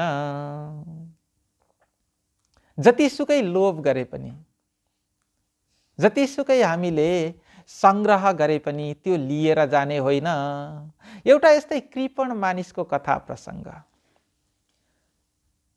किनभने यहाँ उदाहरणबाट बुझ्नका लागि सजिलो हुन्छ, त्यसैले कृपण मानिसको कथा प्रसङ्ग म चर्चा गर्छु अति सङ्कोचका साथ। किनभने त्यो कृपण मानिसको कथा चर्चा गर्नु नै एकदमै सङ्कोच लाग्ने कुरा जस्तो छ। किनभने यति कृपण कि उसले चाहिँ कहिल्यै केही खर्च गर्न नमान्ने, छोराछोरीलाई पनि केही खर्च गर्न पर्यो भने पनि एकदमै ऊ कन्जुस, अनि श्रीमतीलाई पनि केही चाहियो भने पनि होइन यो खर्च गर्दाखेरि त मेरो मुटु दुख्छ भनेर भन्ने खालको त्यस्तो कृपण मानिस रहेछन्। छोराछोरीलाई पनि होलिडे जाम भन्दाखेरि पनि नहुने, केही कुरा चाहियो भने पनि भो यही पुरानोले पुर्याउनुपर्छ भन्ने नयाँ कुरा पनि किन्दिन नखोज्ने, त्यस्तो लोभी त्यस्तो कृपण रहेछन्। अनि त्यसपछि एक दिन के भयो त भने त्यस्तै कुरा हुँदाखेरि होइन तपाईँले त यो लैजाने हो क्या हो भनेर श्रीमतीले सोद्धाखेरि तिमीले त ठिकै भन्यौ, म मरेपछि चाहिँ मेरो भाग जति चाहिँ मसँगै पठाइदेऊ है भनेर उसले भनेछ। अनि त्यसपछि श्रीमतीले पनि हुन्छ भनिन्छन्। अनि संयोगवश ऊ पहिला मर्यो। संयोगवश पहिला मरेपछि श्रीमतीले के गरिन् त भने उसलाई अन्तिम संस्कारको लागि लैजाने बेलामा एकैछिन पर्खनु होला भनेर भनिन्। अनि त्यसपछि उनले एउटा राम्रो एकदमै सुन्दर एउटा बक्स, गिफ्ट बक्स बनाएर ल यो पनि सँगै लगेर संस्कार गरिदिनु होला भनेर दिएर पठाइन्। अनि यो कुरा चाहिँ ती पत्नीको साथीलाई थाहा थियो। अनि उनले सोधिन् तैँले के गरिस् त, तेरो श्रीमानलाई उसको भाग जति पठाइदिन्छु भनेकी थिइस् भन्दा मैले पठाइदिएँ नि, मैले वाचा गरेकी थिएँ भनेर उनले भनिन्। अनि के कसरी पठाइदिइस् त भनेर सोद्धाखेरि चाहिँ उनले भन्छन् मैले त के गरेँ त भने त्यो सबै भएको सम्पत्ति जति ब्याङ्कमा जम्मा गरेँ, मेरो अकाउन्टमा जम्मा गरेँ। अनि त्यसपछि चेक काटेँ र त्यसमा सिग्नेचर गरेर ब्ल्याङ्क चेक नै पठाइदिएँ, मन लागेको जति निकाल्नका लागि भनेर पठाइदिएँ। यस्तो भनिन्। यसरी लिएर जाने भनेको त के रहेछ त भने त्यही चेक नै लिएर जान पाइयो, तर त्यो धन सम्पत्ति हामीले जम्मा गरेको लिएर जान पाइएन। यो कुरा चाहिँ हामीले सधैँ ख्याल गर्नुपर्ने रहेछ। र यो मै खाऊँ मै लाऊँ सुख सयलवा मोज मगरूँ भन्ने यस्तो भाव चाहिँ हटाउनु पर्ने रहेछ। र भाव हामीले राख्नुपर्ने रहेछ ठुला साना प्राणी चतुर विधिका सन्तति सबै हाँसुन् खेलुन् प्रकृति भरको भोग्य विभव। यो प्रकृति भरको भोग्य विभव चाहिँ उपयोग गर्दै सबै हाँसुन् खेलुन्, सबैले यो उपयोग गरून् भनेर यस्तो भावनाको विकास गऱ्यौँ भनेदेखि र हामीले लोभ नगरिकन जीविकाको लागि धनार्जन गऱ्यौँ भनेदेखि यो संसार नै के हुन्छ त भने स्वर्ग हुन्छ। हाम्रो लागि पनि स्वर्ग हुन्छ। वास्तवमा स्वर्ग र नरक भनेको एक हिसाबले के हो त भने हाम्रो आफ्नै मानसिक अवस्था हो। यदि हामी अत्यन्त क्रोधमा छौँ, अत्यन्त रागमा छौँ, अत्यन्त द्वेषमा छौँ र अत्यन्त ईर्ष्यामा छौँ भनेदेखि हामी नरकमा हुन्छौँ भने यदि हामी शान्त भावमा छौँ भनेदेखि त्यहाँ नै हामी स्वर्गमा छौँ। यो स्वर्ग र नरक पनि त्यस्तो रहेछ। स्वर्ग बनाउने अथवा नरक बनाउने भन्ने कुरा त हाम्रो व्यवहारले नै हुने रहेछ। यदि हामीले अर्काको हित चिन्तन गऱ्यौँ भनेदेखि त्यहाँ नै स्वर्ग हुन्छ। एउटा कथा प्रसङ्ग पनि पाइन्छ। सन्तहरूले बताउनुहुन्छ कि यो स्वर्ग र नरकमा चाहिँ खाने बेलामा के गरिदिँदो रहेछ त भने खानेकुरा खाने बेलामा चाहिँ स्वर्गमा पनि सबैको हातमा लामो लट्ठी चाहिँ बाँधिदिए, त्यो लट्ठी अथवा लामो डाडु बाँधिदिए। अनि त्यसपछि खानेकुरा अगाडि राखिदिए। नरकमा पनि त्यसरी नै लामो लट्ठी हातमा बाँधिदिए, जसले गर्दा हात खुम्चाएर आफ्नो मुखमा लैजान मिल्दैन। लामो डाडु बाँधिदिए अनि त्यसपछि लखाऊ भनेर छोडिदिए। अनि नरककाहरूले के गरे त भने त्यो झिक्दै आफूले खान खोज्छन्, अनि तर अर्काको चाहिँ टाउकोमा पुग्छ, अर्काको टाउकामा त्यसले लाग्छ, त्यहाँ चाहिँ झगडा भयो अनि है, किनभने उनीहरू आफूले मात्रै खान खोजेका छन्। अनि त्यसपछि स्वर्गमा चाहिँ के गर्छन् त भने अगाडिकोले डाडुमा लिएर पछाडिकोलाई खुवाइदिन्छ, पछाडिकोले अगाडिकोलाई खुवाइदिन्छ। यसरी आफूले खान खोजेनन् उनीहरूले त अर्कोलाई खान खोजे, अर्कोको हित चिन्तन गरे, त्यो नै स्वर्ग रहेछ। यसरी सन्तहरूले बताउनुहुन्छ। र गृहस्थले पनि मुक्तिको लागि त्यस कारणले गर्दा के भनेको छैन त भने सन्यास नै लिनुपर्छ भन्ने छैन। गृहस्थ धर्मको यही तरिकाले पालन गर्यो भनेदेखि, सद्धर्मपूर्वक पालन गर्यो भनेदेखि, विषयको सङ्ग छाडेर आसक्ति छाडेर कर्म गर्यो भनेदेखि त्यो मुक्त हुन्छ। किनभने विषयको आसक्ति नै बन्धनको कारण हो, बन्धनको मूल हो। र गीतामा पनि भगवानले भन्नुभएको छ कि ध्यायतो विषयान् पुंसः सङ्गस्तेषु उपजायते सङ्गात् सञ्जायते कामः कामात् क्रोधोऽभिजायते क्रोधात् भवति सम्मोह सम्मोहात् स्मृतिविभ्रम स्मृतिभ्रंशात् बुद्धिनाशो बुद्धिनाशात् प्रणश्यति। यसरी विषयको ध्यानले त्यसमा आसक्ति बढ्छ र त्यसैले गरेर अन्तमा के हुन्छ त भने नाश गराउँछ। त्यसकारणले गर्दा अब यसको महत्त्व के हो त भने यो गृहस्थ धर्मको महत्त्व यस्तो रहेको छ कि गृहस्थले सङ्कल्पको त्यागले कामनालाई परास्त गर्नु पर्दछ, सङ्कल्प गरेर कामनालाई जित्नुपर्छ। त्यस्तै गरेर कामनाको त्याग गरेर क्रोधलाई जित्नुपर्ने हुन्छ र त्यस्तै गरेर अर्थमा अनर्थ बुद्धि गरेर लोभलाई पनि जित्नुपर्छ र तत्त्व चिन्तन गरेर भयलाई जित्नु पर्दछ। र यसरी भयलाई जितिसकेपछि अध्यात्म विद्या गरेर अध्यात्म ज्ञान गरेर शोक र मोहलाई र सन्तहरूको अथवा विद्वानहरूको सेवा गरेर साधु सज्जनको सेवा गरेर दम्भलाई र योग बलले त्रिविध कष्टलाई जित्नु पर्दछ। त्यस्तै गरेर सत्व गुणको वृद्धि गराएर रजो गुण र तमो गुणलाई जित्नु पर्दछ। र यी सारा बाधालाई के गर्नुपर्छ त भने भक्तिले जित्नु पर्दछ, भगवत भक्तिले जित्नु पर्दछ भनेर यहाँ गृहस्थहरूको सद्धर्मको वर्णन बताइएको छ। र यो सारा साधनाहरूको लक्ष्य भनेको के हो त भने 6वटा इन्द्रियहरू, 5वटा ज्ञानेन्द्रिय र एउटा मन गरेर यी 6वटा इन्द्रियहरूलाई जित्नु नै के हो त भने सारा साधनाहरूको लक्ष्य हो। हामीले साधना गरेर जित्ने प्राप्त गर्ने कुरा भनेको त्यही नै हो। त्यसको लागि योगमा अष्टाङ्ग योगको विधिहरू बताइएको छ। यम नियम आसन प्राणायाम प्रत्याहार धारणा ध्यान र समाधि, यस्ता खालका योगका नियमहरू बताइएको छ।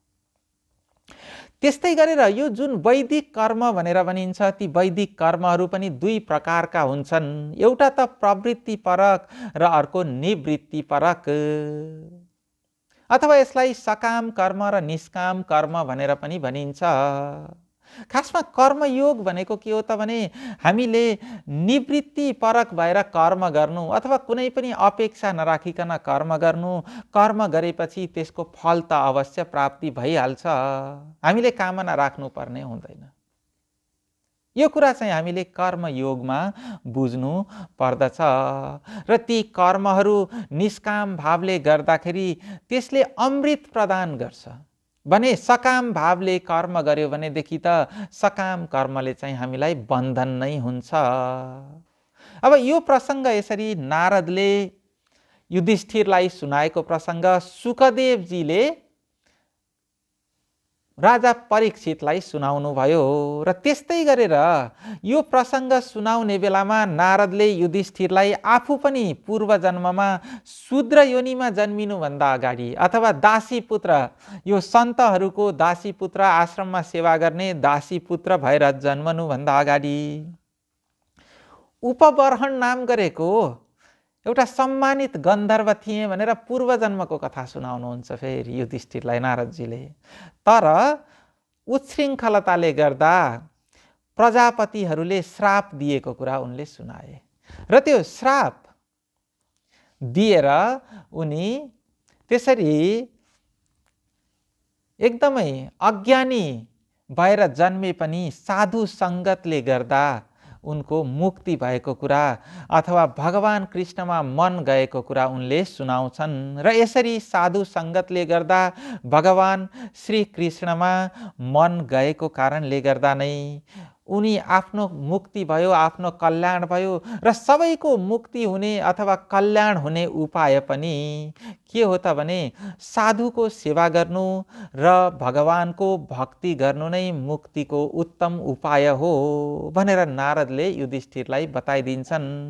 र सप्तम स्कन्धसम्मका कथा यसरी नारदले युधिष्ठिरलाई सुनाएको प्रसङ्ग सुखदेवले परीक्षित राजालाई सुनाएको प्रसङ्ग यहाँ पनि मैले यथामति यहाँ हजुरहरूलाई सुनाएँ। हजुरहरूले ध्यान दिएर सुनिदिनु भयो, त्यसको लागि धन्यवाद पनि व्यक्त गर्दछु। नारायण हरि हरि।